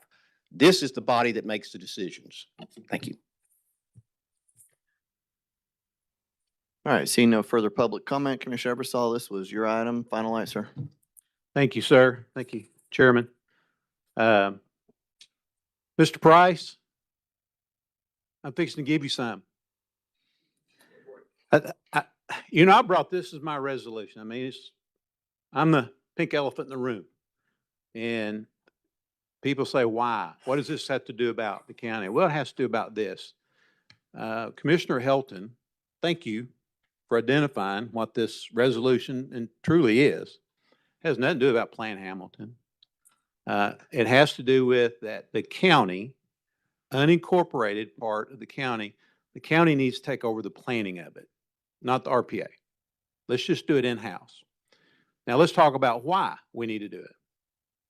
Right now in Hamilton County, we have areas of uncovered fire protection coverage. What's the purpose of a planning agency or a planning department? We have infrastructure issues throughout the county, Hamilton County. What's the purpose of a planning agency or a planning department? I said this almost 4 years ago at a meeting that I was called into from the executive board from the RPA and wanted to know why I was coming up with the resolution to, at that point, to sever our ties with the RPA. And it's because Regional Planning Agency, in their name it says plan. Plan is not just planning development. Planning is planning our future. Our future consists of where kids are going to school, where we're going to have safety and fire protection, where we're going to have ambulance stations, where they're going to be to respond to where those growing areas can be supported. And we don't have someone waiting an hour to get medical service because we don't have an ambulance station that's within a reasonable time frame that can respond. A regional planning agency should be there to cover that for Hamilton County, not just the city of Chattanooga. Separating the two doesn't mean that we sever our ties. Has nothing to do with severing our ties. Separating that means that we get a pristine, deep dive look at the unincorporated area and how we can make those areas as successful as we do within the incorporated parts of Hamilton County. There's a reason that Collegedale has their own. There's a reason that East Ridge has their own. There's a reason that Soddy Daisy has their own. It doesn't matter that they don't come together at times, but in this case, we're coming together. The Hamilton County Planning Department will give recommendations on what the future needs to be for our unincorporated parts of the county, just like the RPA gives those recommendations to the city of Chattanooga. I said this 4 years ago. The Regional Planning Agency has let us down in the unincorporated parts of the county. They did not live up to their end of the bargain. I look at it right now and say, you know what? When I came on this board almost 4 years ago, when they come to the dais and they were saying approve this development, not one did they say, Hamilton County, if you approve this development, you're going to have to build more roads. Not once was that said. Not once did when they come to this dais and they said, you know what? You need to approve this 300 home subdivision. Not once did they say, here's what you need to face in 5 years because you're going to get X number of students and pupils coming in. So you're going to have to expand or build a new elementary school. Not once was that said.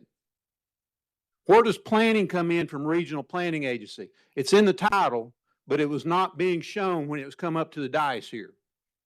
We need a Hamilton County Planning Department that can help us be successful in unincorporated parts of the area of the county. This doesn't stop the RPC because once Plan Hamilton's, it's in place, it's there.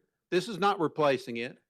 This is saying that the Hamilton County Planning Department looks at the parameters that are in place and guides this, whether you represent the incorporated or you represent the unincorporated. And I represent both. Their goal should be is they help us make better decisions to plan for the future, not just plan for the present.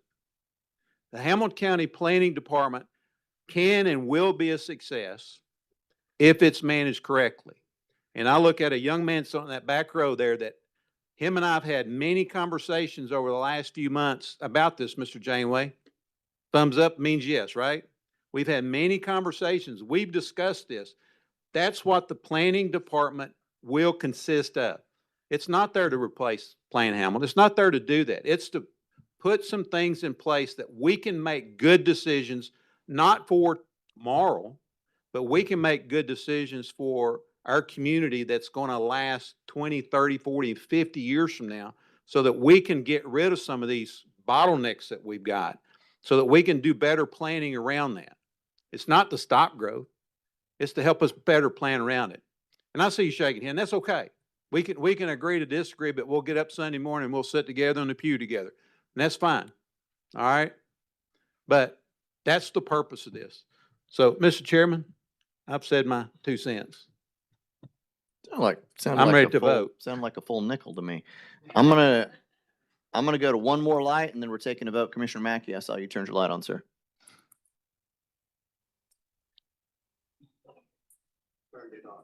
All right then.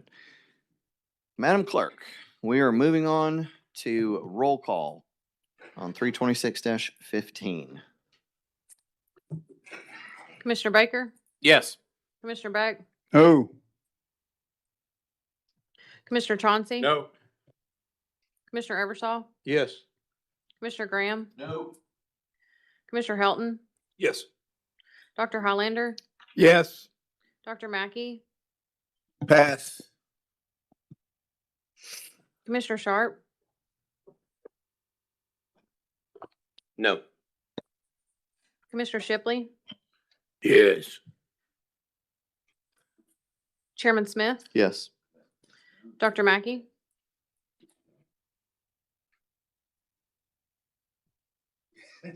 Yes. Motion carries. All right. 326-15 passes. Madam Clerk, 326-16, please.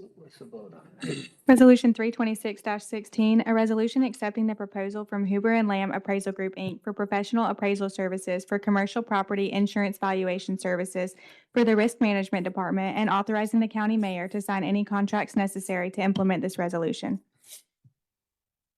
What's the will? Move to approve. Got a motion by Commissioner Highlander, second by Commissioner Chauncey. No lights, no public comment. Roll call, please. Commissioner Baker? Yes. Commissioner Beck? Yes. Commissioner Chauncey? Yes. Commissioner Eversol? Yes. Commissioner Graham? Yes. Commissioner Helton? Yes. Dr. Highlander? Yes. Dr. Mackey? Yes. Commissioner Sharp? Yes. Commissioner Shipley? Yes. Chairman Smith? Yes, 326-16 passes. That ends our committee of a whole. We will move on to our committees. Building and Economic Development Committee, Commissioner Shipley, you have two resolutions, sir. 17. 326-17.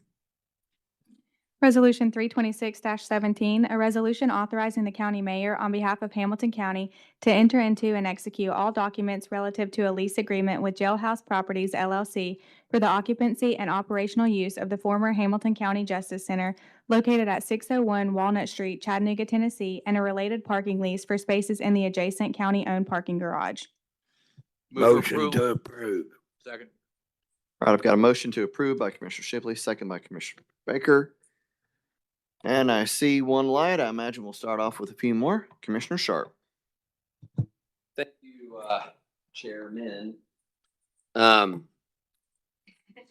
Commissioners, over the last several weeks, I've had a lot of conversations with residents of our community. And I know that there's a lot of concerns around this project. I've also had a lot of conversations with the organization that has brought this to us to be deliberated and voted on. What I've understood out of a lot of my listening is there's really concern about deliverables, clear deliverables, and data storage. I know that data centers have been problematic across the country. This is a little different. But based on those conversations, I've met for the last few days in discussions with our county attorney and the two principals that have been in here speaking to us about this project. And I have, Attorney, should I do this? Is this just one amendment? One amendment that I would like to offer on this resolution regarding data storage limitations and workforce development contributions. If I may, go ahead. I'm sorry, let me just ask one question. The last time we had a group of the public standing up here like this, we had wished we listened to them before making amendments. So, Commissioner, what I would like to ask is, would you please share with them the type of amendments you plan on issuing so that they are aware that that is a consideration, but then let's hear from them and see if any of that changes. Okay, yeah, no problem. So I could read the amendment, but it's 2 pages. The short of the amendment is, or the two portions of this amendment are, one, that data use shall not exceed 12,000 square feet of the total project area within the premises.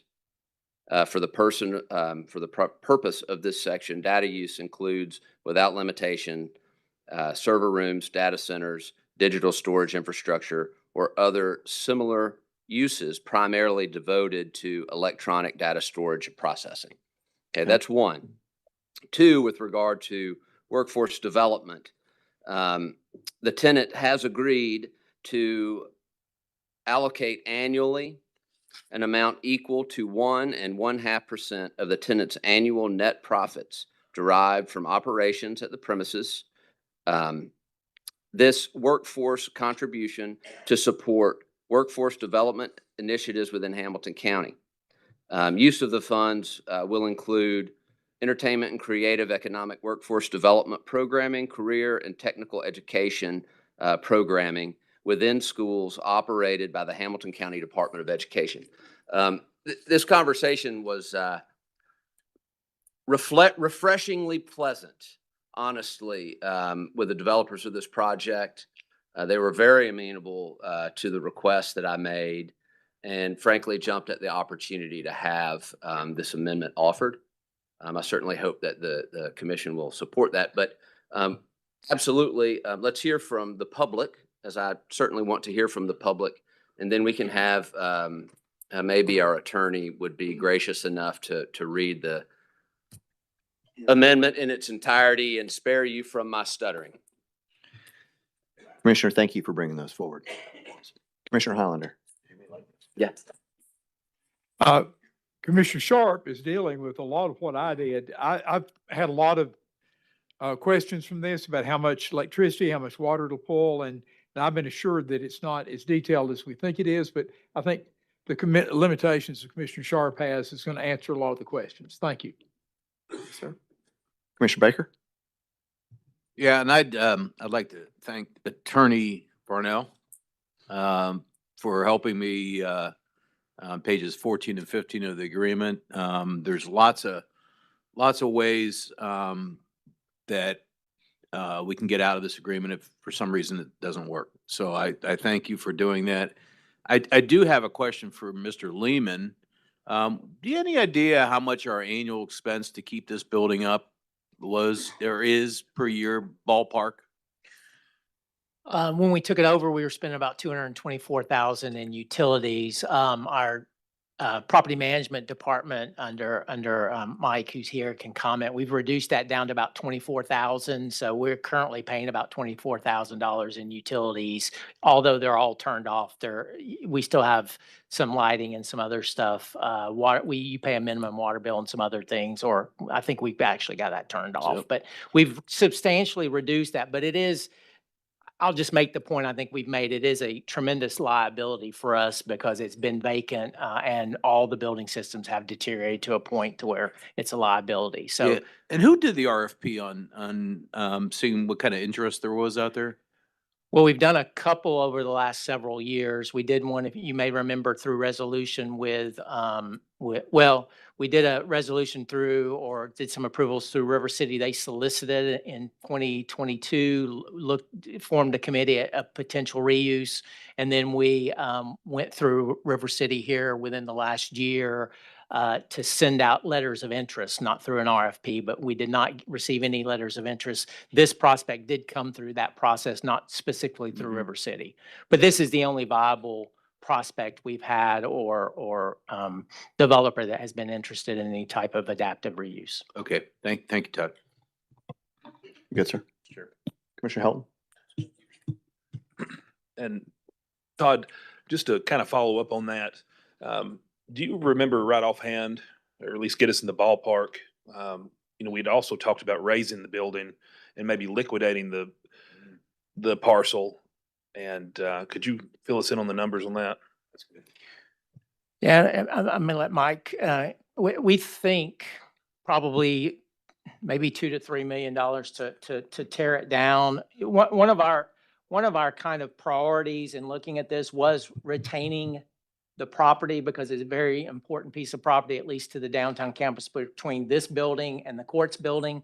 That was one of our priorities. Obviously, a lease agreement, even though it's long-term, allows us to retain or allows Hamilton County to retain ownership. But we do believe probably raising the building is probably in probably the $2 million, just because of the selected demolition that would require.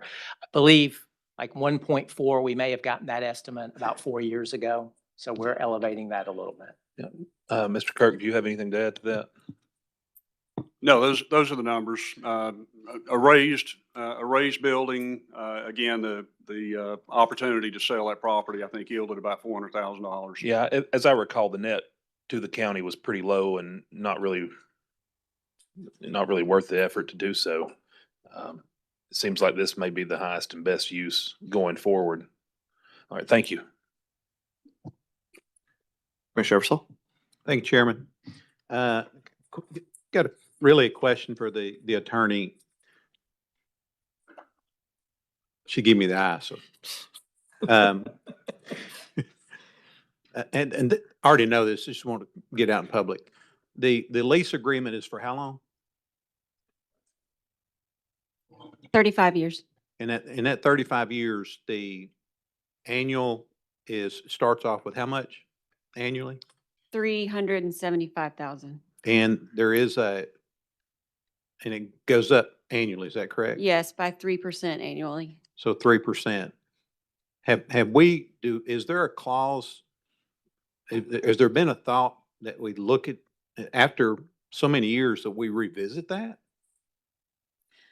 So I did not negotiate the contract to that extent. Real Property hired Miller Martin to negotiate that contract, and in terms of those substantive terms. So I would have to defer to Real Property on that. Okay, who could answer that? Todd? Kirk? So just so I understand the question correctly, are you looking at how much we'll receive in revenue over that time, Right. or whether so the thought, obviously, and talking about priorities and looking at this lease, one was retaining, but one was limiting our liability and limiting our cost and creating some value. The value obviously is the lease payment over time. The 35 years was negotiated because the tenant, their own costs, looking at probably putting $60 to $80 million, which we think is probably what we would have to pay if we wanted to redevelop it into that. And the 35-year lease is the term, and I believe that's probably required for him to be able to get that amount of money to renovate. So if he meets the milestones and he complies with all the terms of the lease agreement, it is a 35-year term. With a 3% annual. With a 3% annual increase over time, yes, sir. And Mike handed me the breakdown. In year 30, he'll be paying 910, or the tenant will be paying $910,223 dollars per month. So if you think about 30 per year, I'm sorry. You think about 30-year terms, if we went back 30 years ago and looked at the average rent price, we kind of equated it to today. Is that kind of, I don't know. I'm just thinking of, is that a great bargain on one end, but not on the other? So. Well, I can just give you kind of our thoughts in moving forward, trying to negotiate a lease with a building that's, I think derelict was used by the former sheriff when they left. It requires a significant amount of investment. So the thought about whether we can charge a certain rate based on a system that has to be completely renovated. I don't know if that answers your question, but those were some of the thoughts in coming up with an agreeable rental rate. And then that, I guess the revitalizing rate, or what they're doing to it is, what was that total they're putting into it, the building? Well, Mr. White mentioned $60 to $80 million of redevelopment, which we had looked at it a couple of years ago, and we thought it would take around $50 million to bring it up to be able to have a reuse. Okay. Thank you, Todd. Thank you, Chair. You all good? All right, see no further lights up here, so we'll move to the public. If you'd come to the mic, name and address for the record, and you'll have 3 minutes. Hello, Sam Naomi, 9126 Integra Preserve, District 7. Water is essential for all life, and while it is an essential resource, it is also a limited resource. The United Nations of University Institute for Water, Environment, and Health did a 2026 report earlier this year. I encourage you guys to look at it. It's on their website, United Nations. Okay. Global water bankruptcy, living beyond hydrological means in the post-crisis area. I also want to do a disclaimer that this is in the report, that this is not to kill hope, but encourage action and honest admission of failure to protect and enable tomorrow. In the past 50 years, the world has lost over 200 million acres of natural wetlands. 3/4 of the world's population is already water insecure. When water systems collapse, the effects are devastating and far-reaching.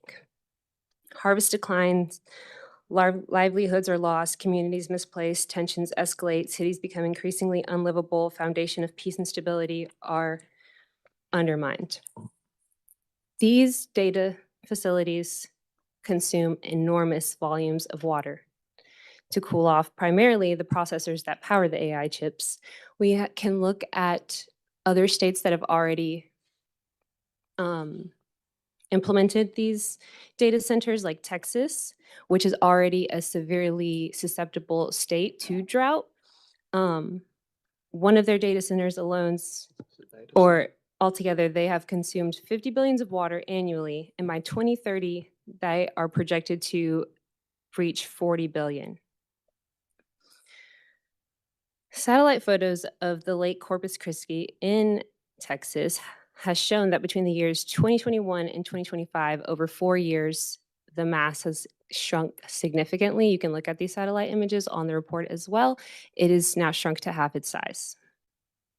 This $1 trillion industry has used evaporated cooling, AKA AC, water sprayed and allowed to evaporate to reduce the heat. Once that water evaporates, it is gone.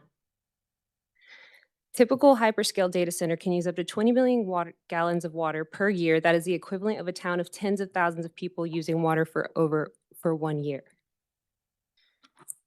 There are other solutions, but since I'm not having enough time, I'm not going to talk about those.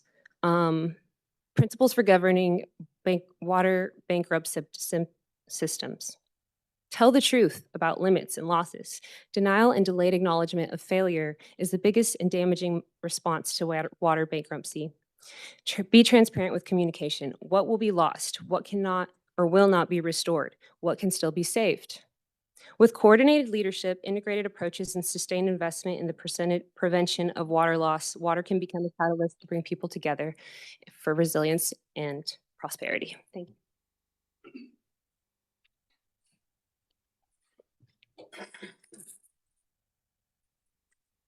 Would you please pass that out?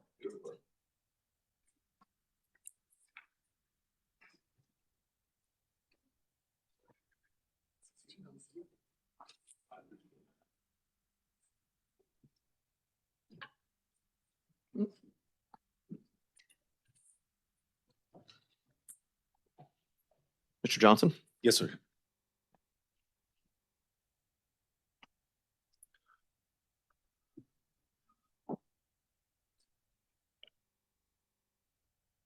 Have I already started my time? I was going to wait until everybody had their paper. As soon as you step up to the mic, your time starts. On the front page, you have two tables. The table on the left shows what the county will receive as revenue based on the terms of the currently proposed lease. The table on the right is what the county would receive as revenue if the rental rate was one which reflected the estimated property value post-renovation. The number labeled actual at the bottom of the table on the right includes the initial pre-renovation lease rate, i.e. the first year rate of $375,000. On the back, you will see that the larger parcel that this building belongs to was assessed by the county in 2018 and found to be valued at $53.61 per square foot. Below that, you will see the price per square foot of the current lease, which is $2.64. If that assessed value were current as of today, that would be a capitalization rate of well below 5%, and 5% is lower than the average. We are looking at an investment in renovations that has been estimated between 60 million and 80 million. For the sake of the math moving forward, we'll call it 70 million. Next, you'll see the difference between the rental rates of the tables on the front if renovations were completed by the end of the year one, and we adjusted the rate to reflect the new value of the building, which I am estimating to be at $30 per square foot. The total revenue from the lease would then be $246 million roughly. And that is the value that we were missing out on by not charging a rental rate that is market comparable based on the newly assessed value post renovation. If we deducted $70 million from that rate through amortization in order to pay the tenant back for their investment, we would still be able to earn a revenue of $153 million approximately over the life of the lease at a fair market rate. If you add the difference between the rental rates post renovation, assuming it's completed in year 1, you arrive at a total of roughly $72 million at year 16 of the lease. In other words, at $375,000 per year with a 3% annual increase, the tenant is reimbursed in total for their investment of $70 million at year 16. Now, I am for this project, assuming it will hit it out of the park, though I do have some reservations about the data center. But I think our current lease is not mutually beneficial in an appropriately proportional way. Let's make sure we pay them back for their investment, but let's not allow more monetary value to be extracted than is necessary to pay the tenant back as they deserve. Assuming the investment will truly be $70 million, the lease should terminate at year 16, and then a new one should be written that reflects the accurate value of the building so that the county does not miss out on appropriate revenue growth. Thank you. Oh, that was good. I like that. My name is Bryce McGuire. I live at 24 Shaliford Road, Chattanooga, Tennessee. Hey, what's up, everyone? I just wanted to humanize this a little bit because I'm a filmmaker, professional filmmaker that's living and working in Chattanooga. I've been here for over 5 years now. My wife is from here, so I feel like I'm coming home. I'm also a union man. This is my Directors Guild of America Mr. McGuire, and Writers Guild of America. you're addressing the commission, not the audience. Writers Guild of America membership cards, and I have never worked in a corporate world. I have never been involved with real estate development. I'm a movie man. I think when people see the scope and the ambition of this project, it sounds a little crazy. It's pretty big. It's a big idea. The world I come from, you have to be a little bit crazy, because to get a bunch of disparate people all to believe in one unified dream and take something from your head and make it a reality is not easy. It's not easy at all. And people have different ways they see it. But I know that it's not so crazy because we did it here in Chattanooga. 2 years ago, a friend of mine from Nashville was going to make a movie there. I said, don't do that. Come to Chattanooga. Chattanooga's awesome. And he came to Chattanooga. We brought the film here. We crewed from our local film community here. Actors that were flown in stayed in local Airbnbs, ate at our restaurants, stayed in our hotels, and we actually raised half the financing from local investors. That movie was called Dolly, and right now it's playing in 7 countries all over the world. It opened in UK, Ireland, Australia. It opened in France last week. It is also at every AMC in Chattanooga. You could walk right down and see that movie at 8:05 tonight, in case anyone's interested. Check it out if you're brave. But that started as a small project, homegrown here, a local film in Chattanooga that has a wide release all over America and the world. That is not the only project we're trying to bring here. My next movie, I have talked to the producers about wanting to bring here, but I can't do that unless we have the infrastructure, the sound stages, the facilities to support that, and the crew base. That's what it's really about for me. If we can give people a viable microfilm economy that can happen in Chattanooga, that starts in high school. That's jobs that are transferable. They're trade jobs. They're electrician. They're construction, and they can be transferred to film or in other parts of the economy. That's really my dream, and my goal is not to be at LA, not to be Atlanta, not to be something that Chattanooga is not, but to see how big we can dream and the amount of jobs and creative economy that we could kind of develop here. And I think the Jailhouse Studios is a huge, huge satellite to make those dreams a reality. Thank you so much for your time. I appreciate it.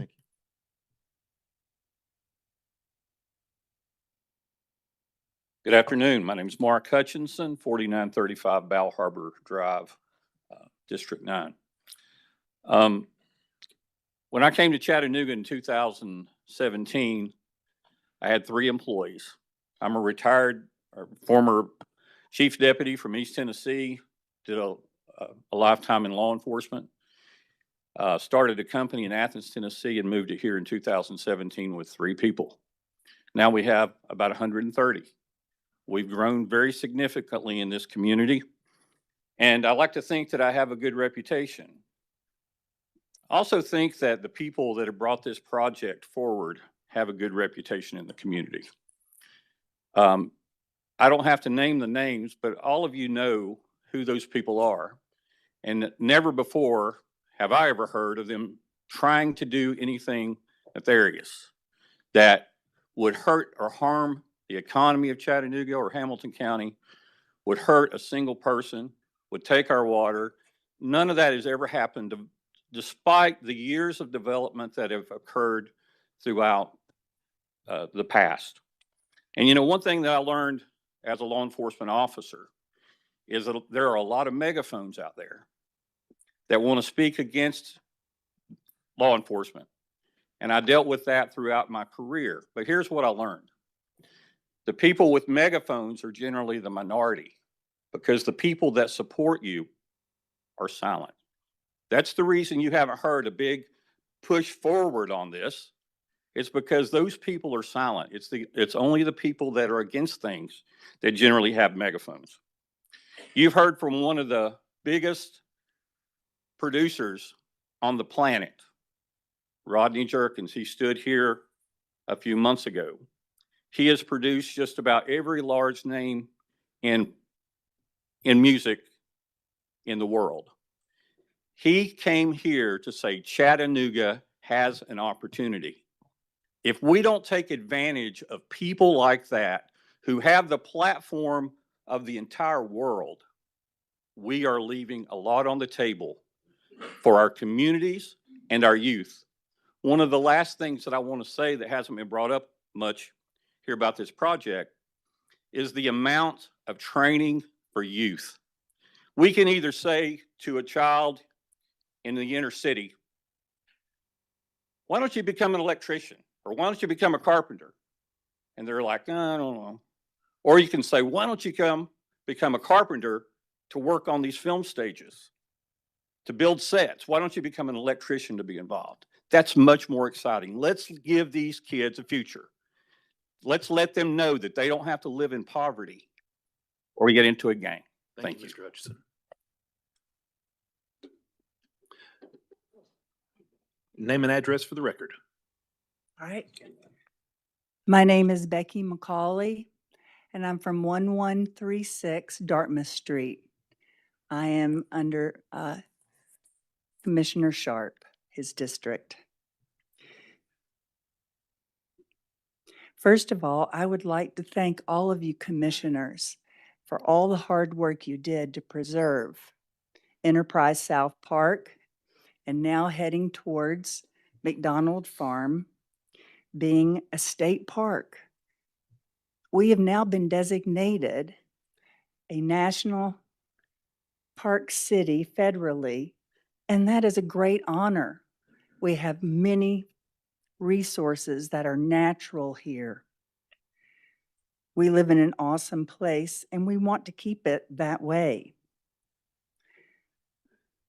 I thank you for your hard work and dedication to our lives and our community. However, at this time, our county is growing very rapidly with so many apartments and houses, and the infrastructure is not there to meet the need.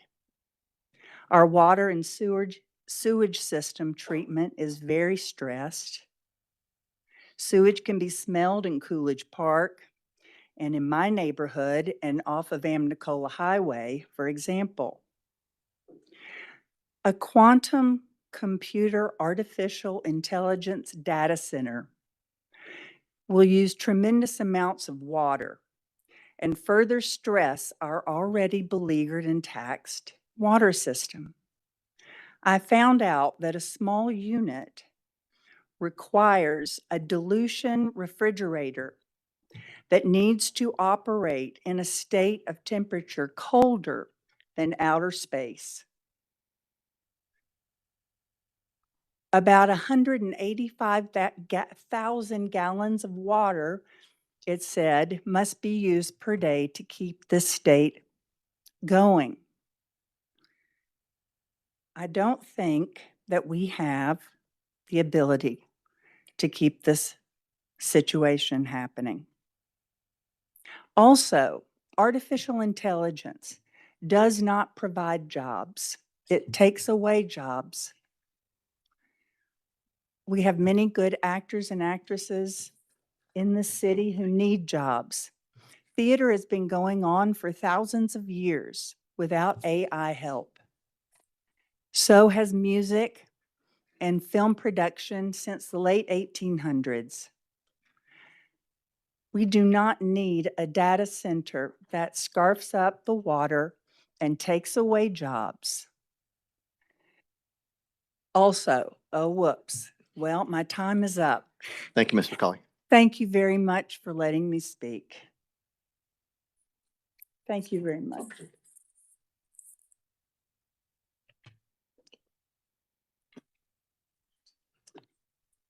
Hello, my name is Tyler Reddick, 3131 Mountain Creek Road. I'm here, I've been a musician, producer, and I'm currently the audio production teacher at CCA. And when I say audio production, I mean songwriting, production, teaching students how to engineer, record songs, work in a studio. And I was born here. I played numerous shows and in all of the concert halls, and Chattanooga has always been a place where there's an extreme amount of talent, and I think one of the issues has always been the organization of that talent, and really the issue seems to be the lack of industry and infrastructure. It seems that artists have to leave Chattanooga to be able to make it with their careers. And it seems that students are facing the same situation. Recently at CCA, we launched the Entertainment Technology Major, and it combines audio production, film, and technical theater. Students are working with a college-level curriculum, and we have partnerships with Songbirds and Dynamo. And some of the opportunities the students get are live showcases, film festivals, master classes, productions.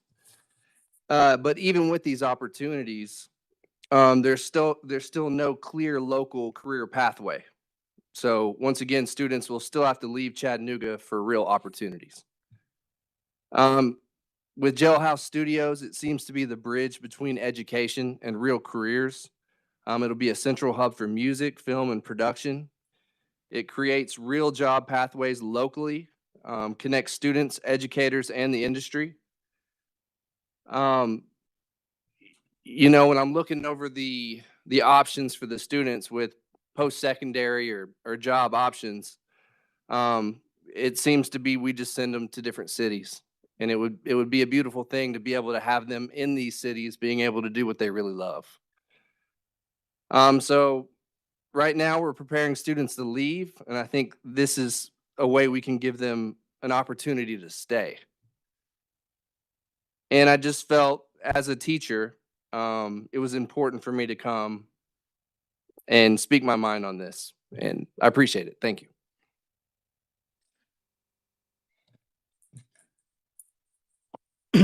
Jeff Beldall. I live at 109 Ox Highway in District 11. I'm the president of the Chattanooga Area Labor Council, and I'm pleased to go after the previous speaker because I want to speak on the same topic, the need for organization and organized workers. Of course, I mean that in a very specific sense, but the need to get jobs for local workers, and when we're allocating our public assets, the need to make sure that the public is benefiting, the local workers are benefiting from that is a cause near to our heart at the Labor Council. We appreciate all the work that community members and commissioners have put into making this project a discussion. And in the week or so since the lease agreements come out, we've taken the time to evaluate the proposal and to make some improvements as represented in Commissioner Sharp's amendment. Y'all deserve great credit for working overtime on behalf of your brothers and sisters and neighbors. We welcome the commitments expressed last week by Mr. White and the development team to hiring local workers. And we hope that he can prevail on contractors such as the demolition contractor out of Nashville, for example, to offer work and training to local hands. It's worth noting that union contractors, through our international agreements, are required to offer right of first refusal to local workers when they come to town. And that we also have built-in apprenticeship ratios so that we can ensure that the next generation of workers is being trained up. So regardless of where a company may be based, if you're hiring a union contractor, you are creating jobs and education opportunities for local workers. Let's make sure that these union contractors are getting the requests for bids and that all contractors are getting asked hard questions about local hiring. Trust, but verify. The other jobs valence to this project is work for our brothers and sisters in IATSE who are busy. They would be here, but they're preparing for the local presentation of Mamma Mia. Go see that if you don't make it to Dolly tonight. We'd like to encourage the commission to check in regularly with IATSE and the jobs that are being created through this project and through the film industry, as my brother mentioned, and make sure that our rich and growing cadre of highly skilled entertainment professionals is getting first crack at that here in Hamilton County. And as we endeavor to create more rich cultural events, these folks should be our first resource.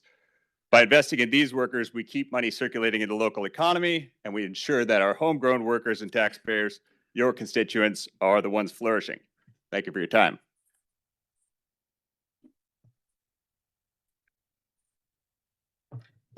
Hey there, I'm back. My name is Michaela Winter. I live in District 8. And I hope that one thing out of many that we can all agree on right now is that job creation is good. We do want more local jobs here in Hamilton County. And what can help ambitious visions for job creation really come to life are measurable deliverables. As somebody who's managed a lot of projects, that's a really important component in helping us measure what our success actually is when we can be clear about what our measurable goals are. But what I actually wanted to name today was at the original January 7th presentation for this project, there were really two things that stood out about that project and I think really dampened what should be probably a lot of community excitement around this. One is the data center component. The rollout, frankly, kind of felt like a commercial for Oracle. The rollout, I don't know what the intention was, but it did not curry a lot of favor with community. And I think that that's been made abundantly clear at a time where AI is taking a lot of folks' jobs. There's a lot at jeopardy when we start thinking about AI and how we're automating wage earners' jobs. The second thing for me was that there were some pretty disparaging remarks about organized labor that were unnecessarily embedded in that January 7th presentation. And as a proud member of the Communication Workers of America and the News Guild, I've been thinking about my union siblings in IATSE and the American Federation for Musicians, who are busy, who are at the Tivoli getting ready for Mamma Mia tonight. And I've also been thinking about the other Chattanooga institutions that were built by organized labor and by labor unions. Some of our oldest employers in Hamilton County are union, including the Tennessee Valley Authority, EPB, Pilgrim's Pride, the city of Chattanooga. All their workers have the option to join SEIU. And I really love that these iconic Chattanooga institutions have been built by organized labor. I love that my friends in the iron workers can point to the pavilion in Miller Park while we're listening to bluegrass and say, hey, we built that. Like, we worked on that. That's a really unique, neat thing. And it's one of the many things that I think makes union labor beautiful. So I think of this project, if their goal is to become a Chattanooga institution, I have 3 recommendations. One is if there's a 35-year lease, we need a 35-year business plan with measurable deliverables. If we have to have AI, I really appreciate the community protections to preclude growth of the 12,000 square feet. That will help us prevent from what is happening in Athens, Georgia right now, where Athena Studios, that was opened in 2021, is now actually being explored as a 1.3 million square foot data center. So I'm out of time. You can learn my third recommendation if you come see me after. Thank you.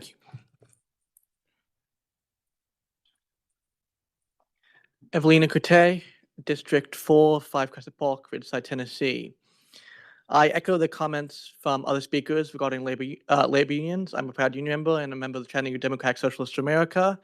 I appreciate the amendments to include job protections, and I approve of that.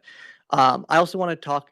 So far, until now, that there's been no clear commitment given job creation or impacts on energy prices. So I want to make sure that. Furthermore, as someone who supports international rights, I would like to discuss the Oracle data center being moved into the same building. This I'm absolutely opposed to. Oracle is a company involved in technology for mass surveillance for American citizens, partnering with ICE, assisting the IDF in the Israeli genocide of Palestinians and the surveillance capability of foreign nations. Even if this data center is sovereign and will not use that data, it enriches Oracle. Oracle's founder, Larry Ellison, has openly advocated for AI-enabled mass surveillance. It is deeply ironic that the building, a former jail we protested in front of in 2020 for poor conditions during the George Floyd protests, may now enrich Oracle, a company that facilitates abuses abroad and here.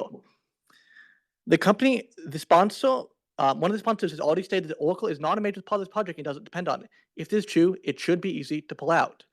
I think the underlying project can work, and I support the job creation, but I cannot support Oracle's involvement. So I'd ask you all to condition the project based on the withdrawal of Oracle, real job guarantees for good paying union jobs for workers, and a proper exploration of potential environmental effects. Thank you.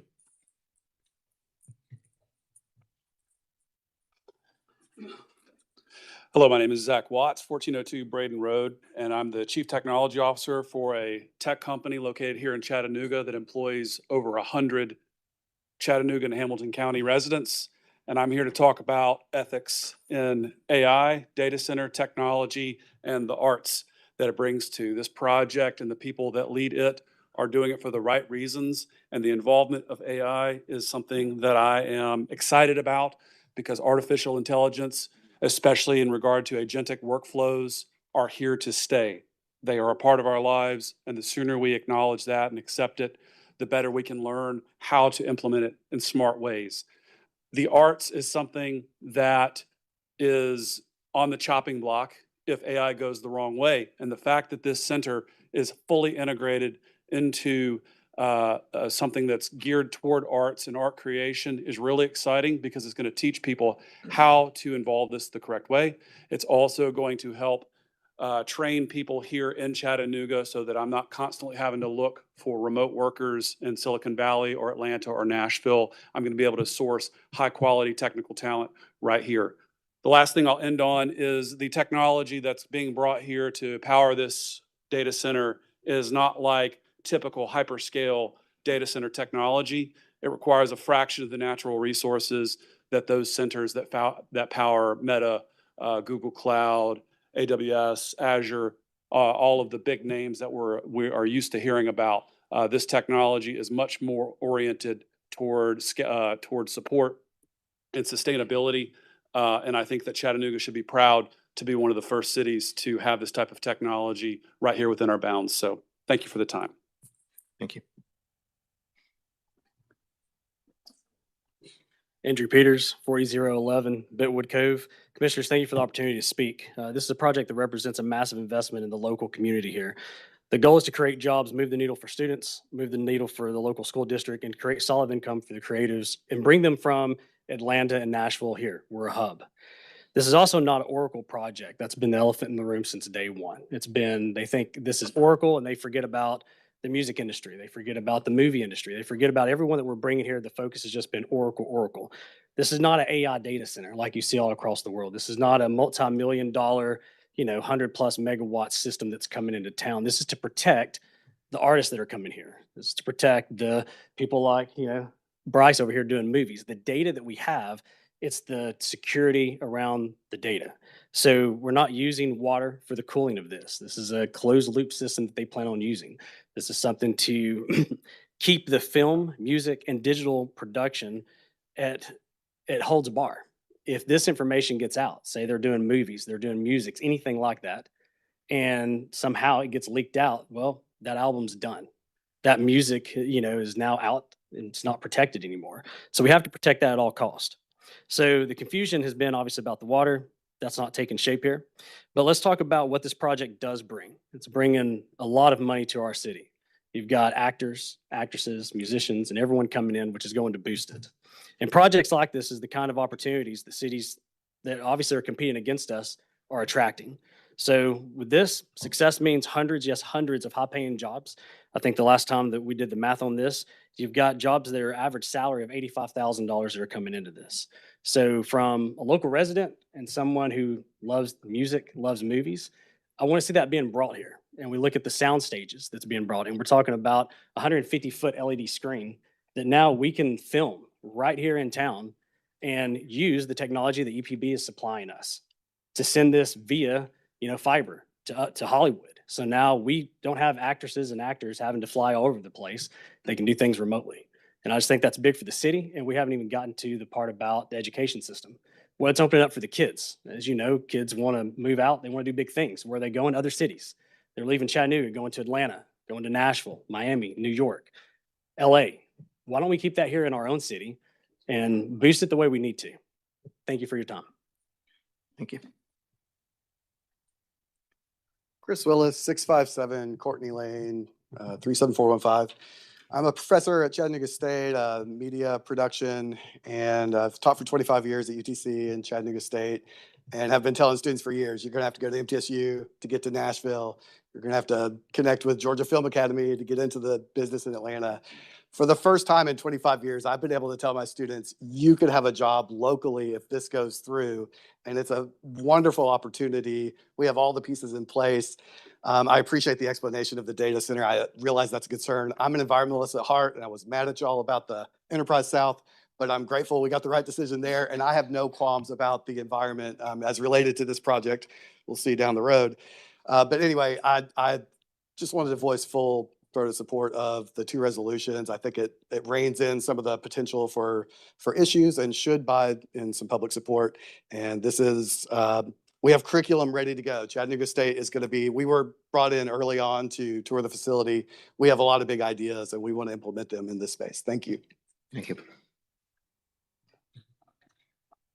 Hey guys, Malcolm Harris, 1035 Bexley Square, 37410.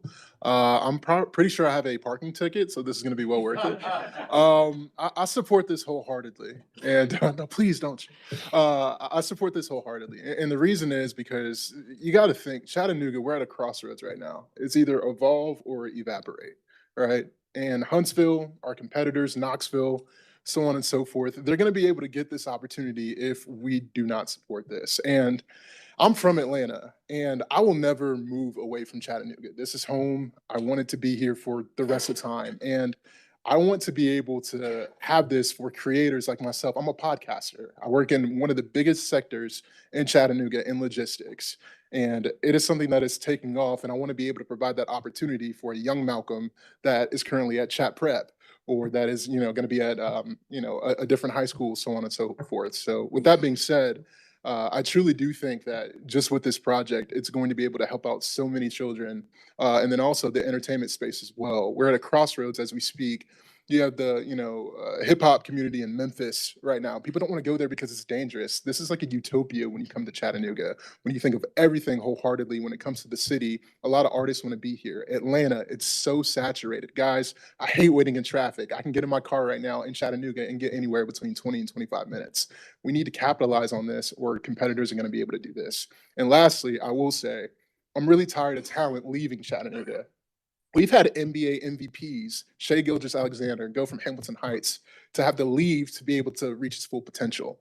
We've had different characters, whether it's Samuel L. Jackson say, Chattanooga didn't do me right, or Usher saying, well, I'm from Atlanta, but sometimes I'm from Chattanooga when I need something, Like, let's think about this. Chattanooga, we have to invest in because we don't know who's coming behind us. So, yeah, thank you guys. Appreciate it. Thank you. Before I proceed, as a Bradley County resident who works in Hamilton County, I wanted to confirm that I'm allowed to speak. The public is allowed to speak, sir. Well, what a relief. Okay. Still need your name and address. Hi, Jeremy Carruthers, 112 Shady Oaks, McDonald, Tennessee. If it makes it any better, my grandparents lived and died in Red Bank, and they worked here in Chattanooga. And they were here, mid 20th century when there was industry, there was steel, iron, nylon, textiles, all of the things. They were also here when most of those jobs were shipped away and those industries left the buildings empty, quiet, and the furnaces no longer burning. What's interesting right now, that story isn't exclusive to Chattanooga, but many cities in the South and manufacturing towns all over the country. But today, there's a sort of repositioning or remigration that's happening. There's an economic shift where a lot of these mid-size markets are getting production jobs back. And the reason is because the legacy media hubs like LA or New York or even Nashville are losing a lot of jobs to markets just like ours. And there's precedent. You can look at other cities. Albuquerque stands out as one of those. There's some that are in the South that have done really well. Now, it's not all sunshine and rainbows. Some of the cities that have opened up and created places for these jobs to land have been more successful than others. But there's something that is common about all of the cities that accept this industry that are successful. There are some common things. Number one, they have the technological infrastructure to support it.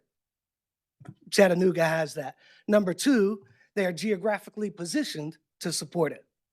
Chattanooga, between Nashville and Atlanta, as a music and film producer, I spend as much time there as I do here.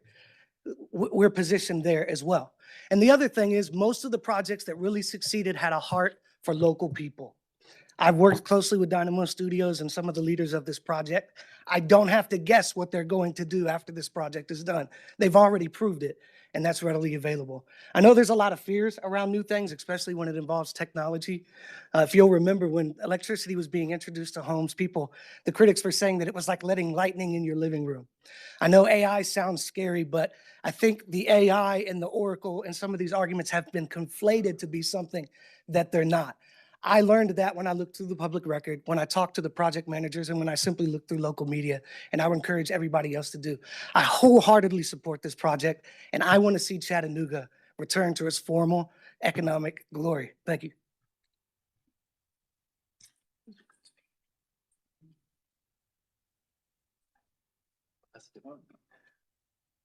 Hi, Manuel Cruz, 3706 Wiley Avenue, East Ridge, Tennessee, 37412.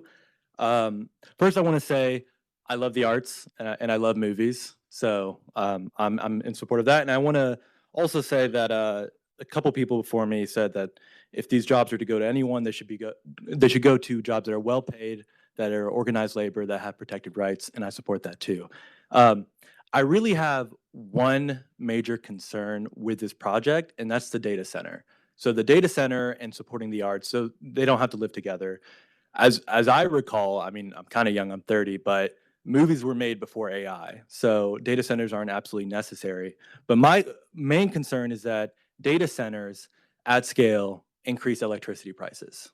And I'm selfish. I don't want to pay more for my electricity to subsidize a business. I'll read specifically, the Environmental and Energy Study Institute found that in states with high concentrations of data centers, electricity prices have increased by up to 267% over the last 5 years. So if that was the case here, that would mean that EPBs, which I think their annual revenue for electricity is $706 million a year, it would be $1.7 billion in 5 years. So we would be saving money. I can't remember how much on the utilities and to raise and even well-paying jobs, but I don't know if that would balance out over $1 billion in 5 years. And yeah, that just doesn't seem like a fair deal to me. However, it sounds like I think the professor said that he has no qualms with the energy efficiency, that this won't increase prices. So I would encourage an amendment to have them put their money where their mouth is, and that if the data center increases prices that are subsidized by Chattanooga and Hamilton County residents on EPB, they pay for it. I think that's fair, and it sounds like if there's no problem that it's not going to do that anyways, they won't have to pay a dollar. So those are my thoughts on that. Thank you. Thank you. All right, see no further public comment. Had lights, no lights. That means back to you, Commissioner Sharp. I believe you had 2 amendments you wanted to make. or one amendment, two items. Yes, I did, Chairman. Thank you. I want to thank all of the citizens, individuals that came in to speak today. A lot of insightful points that you made. I appreciate it. I think I don't want to dwell on all of it. There are a few misconceptions about this project, I believe, with regard to power usage. Just for the record, this data these servers that we're talking about, as I understand, use 1.4 megawatts of data. Of power. 1.4 megawatts of power. That is about 0.22% of the city of Chattanooga's daily power usage. I've had these conversations with EPB directly. It was described to me as barely a blip on the screen in increased power usage for the city of Chattanooga. This is very comforting to me. I know that the cooling requirements for this particular hardware is a basic HVAC system for cooling. No water usage for cooling on these servers. So I just wanted to point that out. Those are concerns I have as well. I share all of these concerns, environmental concerns, for a lot of reasons. And I just want everyone to know that you're not alone in those concerns. And there's been a lot of questions about them. With regard to labor as well, I'm in the process of learning more about it, so I don't want to talk that much about it, but there's some pretty substantial state requirements for some grants that can be used in the film industry that require, as I understand it, 75% local hire. And this is something that I'm really excited about. And I think that Chattanoogans and Hamilton County residents should be very excited about that as well. I think that gives some security to some of those concerns. And hopefully we'll be learning even more about that. And there'll be more talk about that coming soon. But without further ado, Chairman, if I may, I would like to, and I would ask the clerk to read it, but I understand there's a rule against that because it's kind of last minute. But Attorney Barnell, would you be so kind as to read this amendment into the record to spare all of us my long-winded reading? Please, you're welcome. Okay. Strap in. All right. Addendum to lease agreement. This addendum is entered into as of, we would insert the date, 2026 by and between Hamilton County, Tennessee, a political subdivision of the state of Tennessee, hereinafter referred to as landlord, and Jailhouse Properties LLC, a Tennessee limited liability company, hereinafter referred to as tenant, and is made a part of that certain lease agreement dated, we would insert the date, 2026, hereinafter referred to as lease, for the premises located at 601 Walnut Street, Chattanooga, Tennessee, hereinafter referred to as premises. Except as expressly modified herein, all terms and conditions of the lease remain in full force and effect. Number 1, data storage limitation. Tenant agrees that any data storage, data processing, or data center related use within the premises, collectively data use, shall be limited as follows. Data use shall not exceed 12,000 square feet of the total project area within the premises. For purposes of this section, data use includes, without limitation, server rooms, data centers, digital storage infrastructure, or other similar uses primarily devoted to electronic data storage or processing. Any expansion, reduction, or relocation of data use outside of the above range shall require the prior written consent of the landlord, which shall not be unreasonably withheld, conditioned, or delayed. Number 2, workforce development contribution. Subsection A, annual contribution requirement. Tenant agrees to allocate annually an amount equal to 1 1/2% of tenant's annual net profits derived from operations at the premises to support workforce development initiatives within Hamilton County. Subsection B, use of funds. The workforce contribution shall be used exclusively to support entertainment and creative economic workforce development programming and career and technical education programming within schools operated by Hamilton County Department of Education. Sorry. Subsection C, administration of funds. Such funds shall be deployed through Songbirds Foundation or such successor and shall be used for purposes including but not limited to instructor and teacher compensation, classroom supplies and equipment, student field experiences, and experiential learning opportunities. Subsection D, reporting requirement. Within 121 days after the end of each fiscal year, tenant shall provide landlord with a report summarizing the calculation of annual net profits and documentation confirming payment and allocation of workforce contribution.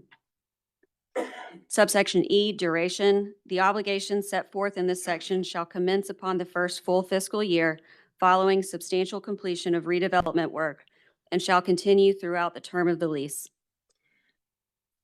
Number 3, default. Failure by tenant to comply with the provisions of this addendum shall constitute a non-monetary default under the lease, subject to applicable notice and cure provisions set forth therein. Number 4, conflict. In the event any conflict between this addendum and the lease, in the event of any conflict between this addendum and the lease, the terms of this addendum shall control. In witness whereof, the parties have executed this addendum as of the date first written above, and it requires signature of both the landlord and the tenant. I second that amendment. Thank you. Form of a motion, sir, with a second? Yes, sir. All right, now, Madam Clerk, we're voting on the amendment as just read. Commissioner Baker? Yes. Commissioner Beck? Yes. Commissioner Chauncey? Yes. Commissioner Eversol? Yes. Commissioner Graham? Yes. Commissioner Helton? Yes. Dr. Highlander? Yes. Dr. Mackey? Yes. Commissioner Sharp? Yes. Commissioner Shipley? Yes. Chairman Smith? Yes. And for the record, that was a motion by Commissioner Sharp and second by Commissioner Graham on that amendment. All right, now we're going to vote as amended. Roll call, please. Commissioner Baker? Yes. Commissioner Beck?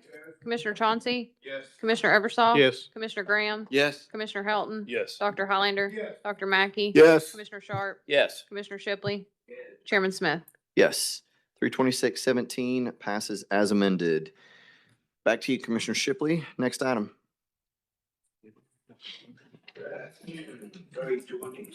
-18. Thank you. Resolution 326-18, a resolution authorizing the Office of Economic and Community Development to apply for a grant from the Tennessee Opioid Abatement Council Cycle 3 program not to exceed $9 million, a total of up to $3 million per year, requiring no match.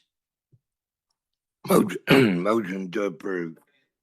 Got a motion to approve by Commissioner Shipley, second by Commissioner Graham. All right, no one standing. Roll call, please. Commissioner Baker? Yes. Commissioner Beck? Yes. Commissioner Chauncey? Commissioner Eversol? Yes. Commissioner Graham? Yes. Commissioner Helton? Yes. Dr. Highlander? Yes. Dr. Mackey? Yes. Commissioner Sharp? Yes. Commissioner Shipley? Chairman Smith? Yes.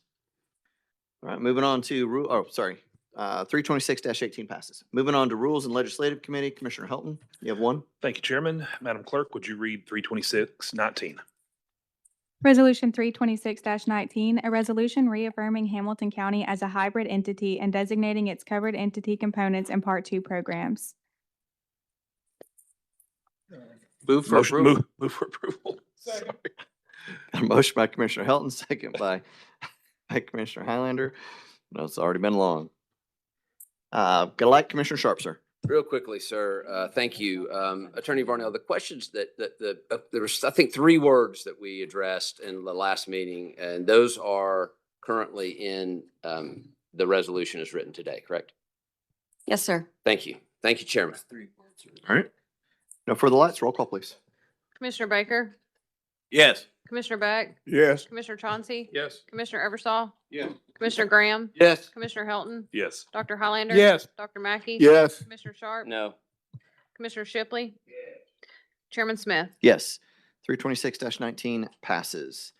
That takes us down Did you to see this? Public It looks Safety like Committee. stuff's Commissioner coming. Beck, you have 5 resolutions, sir, starting with 326-20. Thank you, Mr. Chairman. Madam Clerk, would you read 326-20? Resolution 326-20, a resolution accepting the proposal from Garland DBS Inc. from the Omnia Partners Purchasing Corporative for the replacement of the existing Hamilton County Jail and Detention Center Delta building roof, amounting to a total of $619,785 for the Hamilton County Sheriff's Office, and authorizing the county mayor to sign any contracts necessary to implement this resolution. Move for approval. Got a motion by Commissioner Beck, second by Commissioner Shipley. There's a light. Commissioner Baker? Yeah, I just a thought, from an agenda standpoint that, we've had our sheriff and his guys back there all meeting it. If there's a way for us to kind of move stuff, kind of shuffle the easy stuff fast, to help them with their time, I just think it's something we ought to consider. It's no motion, no nothing other than a thought process for us. Okay, thanks. All right, no further lights. Roll call, please. Commissioner Baker? Yes. Commissioner Beck? Yes. Commissioner Chauncey? Stepped out. Commissioner Commissioner Eversol? Yes. Commissioner Graham? Yes. Commissioner Helton? Yes. Dr. Highlander? Yes. Dr. Mackey? Yes. Commissioner Sharp? Yes. Commissioner Shipley? Chairman Smith? Yes. Now, I happen to like having the sheriff's office standing in the back of the room staring at me the whole meeting. Just saying. Madam Clerk, would you please read 326-21? Resolution 326-21, a resolution authorizing the Hamilton County Sheriff's Office to apply for and accept, if awarded, a grant from the Office of Criminal Justice Programs Project Safe Neighborhood Grant Program, increasing both revenue and expenditure of the Sheriff's Office by up to $47,608 with no local match required. Move for approval. Second. All right, I've got a motion by Commissioner Beck. I didn't get the second. Who was the second? Commissioner Highlander was the second. No lights. Roll call, please. Commissioner Baker? Yes. Commissioner Beck? Yes. Commissioner Chauncey? Yes. Commissioner Eversol? Yes. Commissioner Graham? Yes. Commissioner Helton? Yes. Dr. Highlander? Yes. Dr. Mackey? Yes. Commissioner Sharp? Yes. Commissioner Shipley? Chairman Smith? Yes. 326-21 passes. Madam Clerk, would you read 326-22? Resolution 326-22, a resolution accepting the proposal from Daikin Applied from the Omnia Partners Public Sector Purchasing Corporative for HVAC installation at the Hamilton County LEOC, amounting to a total of $282,675 for the Hamilton County Sheriff's Office, and authorizing the county mayor to sign any contracts necessary to implement this resolution. Move approval. Second. Got a motion by Commissioner Beck, second by Commissioner Hilton. No lights. We're standing. Roll call, please. Commissioner Baker?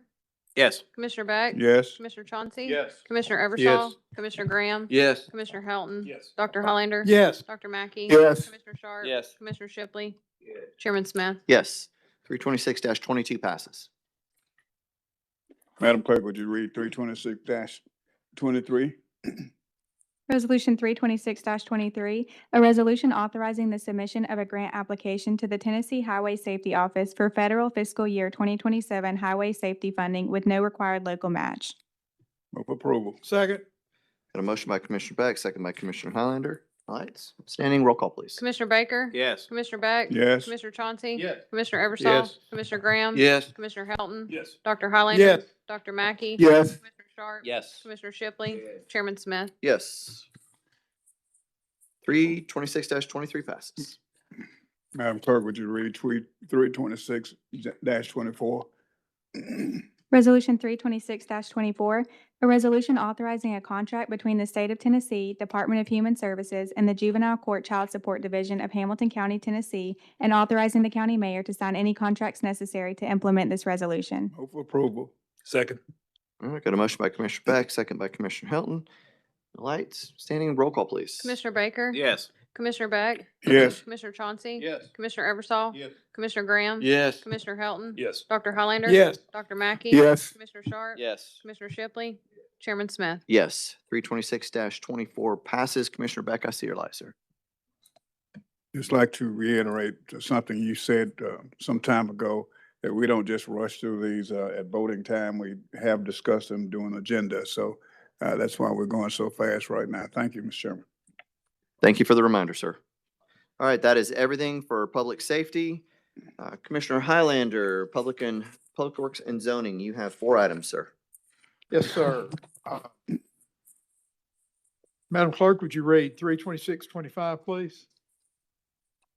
Resolution 326-25, a resolution accepting the bid of Lookout Pest Control LLC for 3-year contract unit pricing with the option to renew for 2 additional 2-year terms for pest and rodent control services for the Support Services Department, and authorizing the county mayor to sign any contracts necessary to implement this resolution. We discussed this last week. Unless there's a question, I move to approve. I've got a motion by Commissioner Highlander, second by Commissioner Mackey. No lights, standing, roll call, please. Commissioner Baker? Yes. Commissioner Beck? Yes. Commissioner Chauncey? Yes. Commissioner Yes. Eversol? Commissioner Graham? Yes. Commissioner Helton? Recuse. Dr. Highlander? Yes. Dr. Mackey? Yes. Commissioner Sharp? Yes. Commissioner Shipley? Chairman Smith? Yes, 326-25 passes. Madam Clerk, would you read 326-26, please? Resolution 326-26, a resolution accepting the bid of Liberty Tire Recycling LLC for 3-year contract unit pricing with the option to renew for 1 additional 3-year term for waste tire beneficial and use disposal services for the Support Services Department, and authorizing the county mayor to sign any contracts necessary to implement this resolution. Also discussed last week. Make the motion, we approve. Second. All right, we've got a motion by Commissioner Highlander, second by Commissioner Graham. No lights, roll call, please. Commissioner Baker? Yes. Commissioner Beck? Yes. Commissioner Chauncey? Yes. Commissioner Eversol? Yes. Commissioner Graham? Yes. Commissioner Helton? Yes. Dr. Highlander? Yes. Dr. Mackey? Yes. Commissioner Sharp? Yes. Commissioner Shipley? Chairman Smith? Yes, 326-26 passes. Madam Clerk, would you read 326-27, please? Resolution 326-27, a resolution to rezone from A1 Agricultural District to R1 Single Family Residential District with conditions for property located at 1835 Crabtree Road. Is there any opposition present? Is the applicant present? Do you have any comments you need to make, sir? Make the motion, we approve. Second. All right, I've got a motion by Commissioner Highlander, second by Commissioner Chauncey. No lights, roll call, please. Commissioner Baker? Yes. Commissioner Beck? Commissioner Chauncey? Yes. Commissioner Eversol? Yes. Commissioner Graham? Yes. Commissioner Helton? Yes. Dr. Highlander? Yes. Dr. Mackey? Yes. Commissioner Sharp? Yes. Commissioner Shipley? Chairman Smith? Yes, 326-27 passes. Madam Clerk, would you read 326-28, please? Resolution 326-28, a resolution to rezone from R2 Rural Residential District to C2 Local Business Commercial District with conditions for part of the property located at 7710 Hickson Pike. Thank you, ma'am. Is there any opposition present? The applicant present? I make the motion. We discussed it last week. I make the motion, we approve. I've got a motion by Commissioner Highlander, second by Commissioner Chauncey. No lights, roll call, please. Commissioner Baker? Yes. Commissioner Beck? Commissioner Chauncey? Yes. Commissioner Eversol? Yes. Commissioner Graham? Yes. Commissioner Helton? Yes. Dr. Highlander? Yes. Dr. Mackey? Yes. Commissioner Sharp? Yes. Commissioner Shipley? Chairman Smith? Yes, 326-28 passes. That ends our items for this evening, which will move us. Mr. Chair, Yes, sir. Commissioner about Mackey. an hour and a half ago, we were discussing dividing regional planning. When the vote got to me, it had passed. And knowing that a person on the prevailing side can bring the issue back up, I was hoping that I could find or identify one other person I could get to vote against it. I've been thinking about the ones who supported it. I don't think that I can change their mind. And so with that said, Mr. Chairman, I want to bring it up with the intent of voting against that resolution, which is Resolution 32515. I do want to change my vote. Second. All right, just a moment.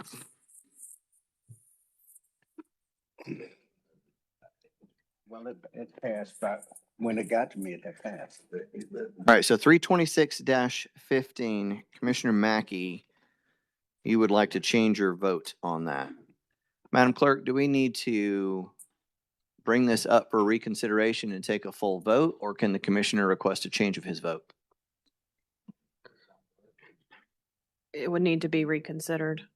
And then a revote? Yeah. Okay, I just the- want to make sure that He is that's, on the prevailing side. just want to make sure that that's proper. No, I understand that part. I just didn't know if he could announce a change of his vote or if we need to revote.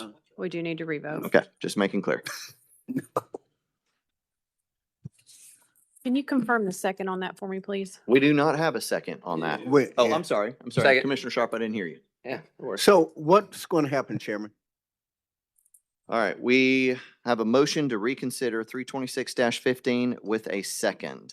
So we will vote to reconsider this. Thank and you. it will, you will need 6 votes in order to put it back on the table to vote on, Chairman, if right? No, we have to you have to have reconsider. a That's what the majority clerk of the just stated. reconsideration. I'm sorry. Am I wrong or am I right? No, a majority for the reconsideration. Yeah. All right, thank you. And then if we may, just for the record, if we could read the resolution title. Thank you. I was about to request it. Just to remind everybody what Yeah. 326-15 is, Madam Clerk. Resolution 326-15, a resolution authorizing the county mayor to terminate the interlocal agreement with the city of Chattanooga for the funding of the Chattanooga-Hamilton County Regional Planning Agency. All right, we have a motion to reconsider for this item, which means it will come back up for a vote again if it is reconsidered. Wait, can I get a little clarification? sir? So Yes, sir. I missed, it sounded like it was a different resolution than what we talked about this is for the RPA. I was thinking our schedule. Okay, so the question is, if yes, we continue? If yes, we will vote on it again. If it passes. Okay. A yes vote says we want to reconsider and Oh, vote on it okay, again. okay. Oh, yes, Does that make is to sense? reconsider, yeah. Yes, No, yes to so- reconsider. Okay, thank you. Roll call, please. Commissioner Baker, No, Commissioner Beck, Yes. Commissioner Chauncey, Commissioner Eversol, No. Commissioner Graham. Commissioner Helton, No. Dr. Highlander, No. Dr. Mackey. Yes, I'm sorry.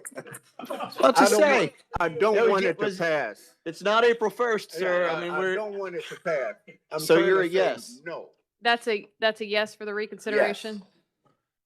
Commissioner Sharp, Wow. Yes. Commissioner Shipley, that was good. Chairman Smith. no, the item will not be reconsidered. But That takes us to Thank you. announcements, and I'm going to go out of order here because I'm going to jump to the front of the line to clarify an action that was taken earlier this evening that we were incorrect in announcing at the time, I believe. So I will be asking for clarification on this Oh, yeah. after I thought about it Indication. and maybe seek a little bit of advice. Earlier this evening, we have voted to change our meeting time and to go to a cadence of twice a month, first and third Wednesdays of the month. Those are also the Wednesdays that are already set in policy to vote. That action, however, is an immediately effective action, which means we will not meet next week. That our meetings from here on out will be the first and third Wednesday of the month. Being that we will not have an agenda session between tonight and the first, we will have a recessed meeting. And then we will move into, yeah, we do. Do we not? April the 1st, we haven't, since we're in a regular meeting right now, when we go to April the 1st, the agenda, the goal is to have your regular meeting, then agenda, but we would just have an agenda and a recess. Agenda and recess. So I just Yeah. had them backwards Yeah. though. Sorry, I had them backwards. And then the next one would be Then the next one would be a agenda. Regular a meet- regular, then agenda. then agenda. Yeah. Okay, so we will not have a voting meeting on the first. So I there's no figured meeting. there'd be a few questions No after I meeting brought that next up. week. No meeting next week. Hang on, guys, all at once. I can't answer this question with everybody asking questions at once. That's why we have lights.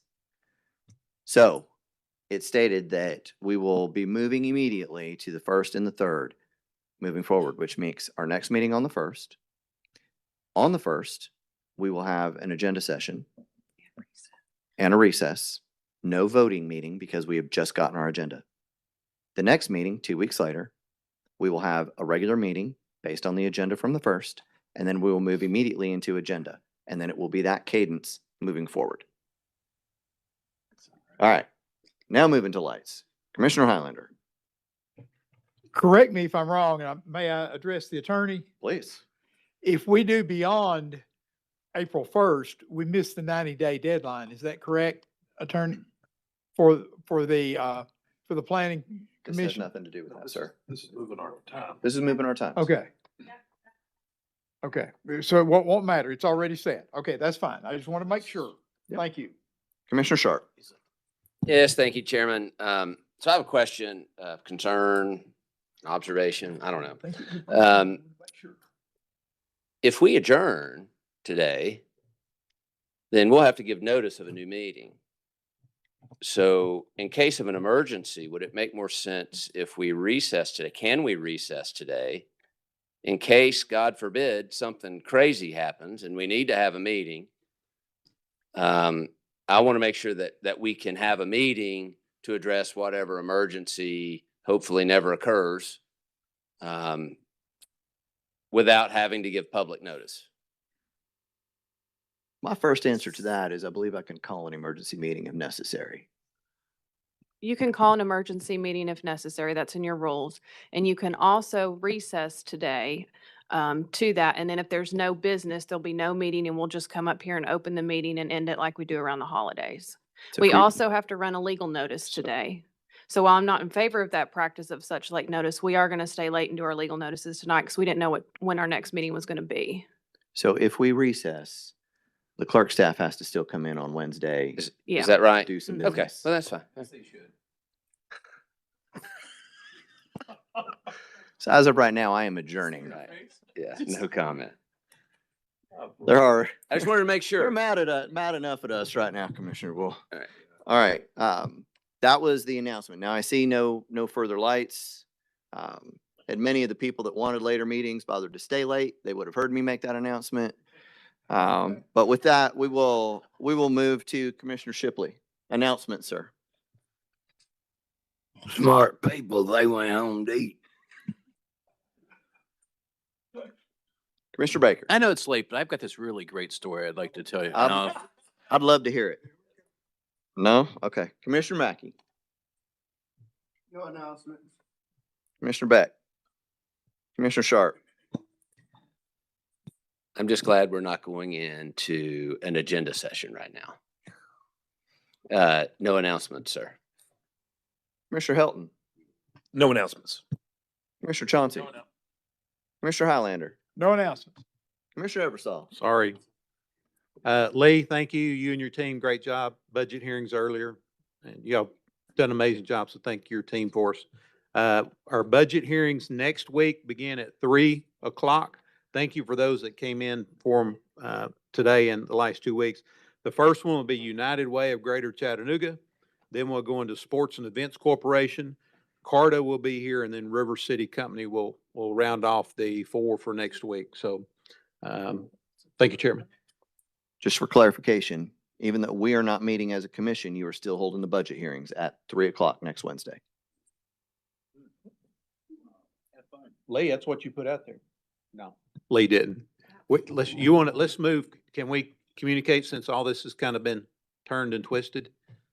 Yes, I will, and the time has changed to 5:00 instead of, 4. I assume this next meeting would be 5 April o'clock. 1st, but it would be at 4:00 is Budget. when we do the So it'd budget. be a meeting. 4:00 budget. Okay, I on will, April the 1st. I will contact the appropriate parties and get it rescheduled, or at least get it canceled for next week and hopefully reschedule. Yeah, so they'll start, instead of 3, we'll start at 4. We'll just, an hour out, so. Yes. April 1st. Oh, yeah. Do we may want to, I'll get in touch with you because we may want to even double up and add some more for the April 1st because we'll be every other week now instead of meeting every week to make sure Yeah, we get them let's all. look at that, and let's do this. Let's start them at 3, and let's look at doing that. Okay, Keep them at 3, and then we'll add some 4 to 5. We'll just double them up. yes, sir. Thank you, Lee. Good, sir. All right. Thank you. Commissioner Graham. Already confusing. Nothing further. Thank you. Only to you. Attorney Varnell. Sorry, I actually do have one. I actually sent out an email last week on March 11th. I understand that pursuant to chapter number 361 of Public Acts 1997, when there is a review of the county clerk's personnel policies, the county clerk asks me to review them. I have reviewed them. I transmitted that review plus a letter from my office to the commission last week. And now I understand that all I need to do to put them into place is to ask that they be made a part of the minutes today. Very good. Thank you. Yep. Mayor Wamp, staff? No announcements. All right, I made my announcement already, so that's the time that we move to public with any new discussion other than zoning. All right, public's heard enough from the public today as well. All right, with that, we will be adjourned. Why do you keep waving your head at me? Recessed. I thought you said we We're weren't going doing to a recess. recessed and an agenda session on April the 1st. We have to recess today. So what do you, okay, let me make sure, what's that do for you next week? Anything? Nope. So you're good about next week Mhm. then? Okay, I just wanted to make sure that we weren't doing that Nope, for you're next not. week. All right. So, no. All right.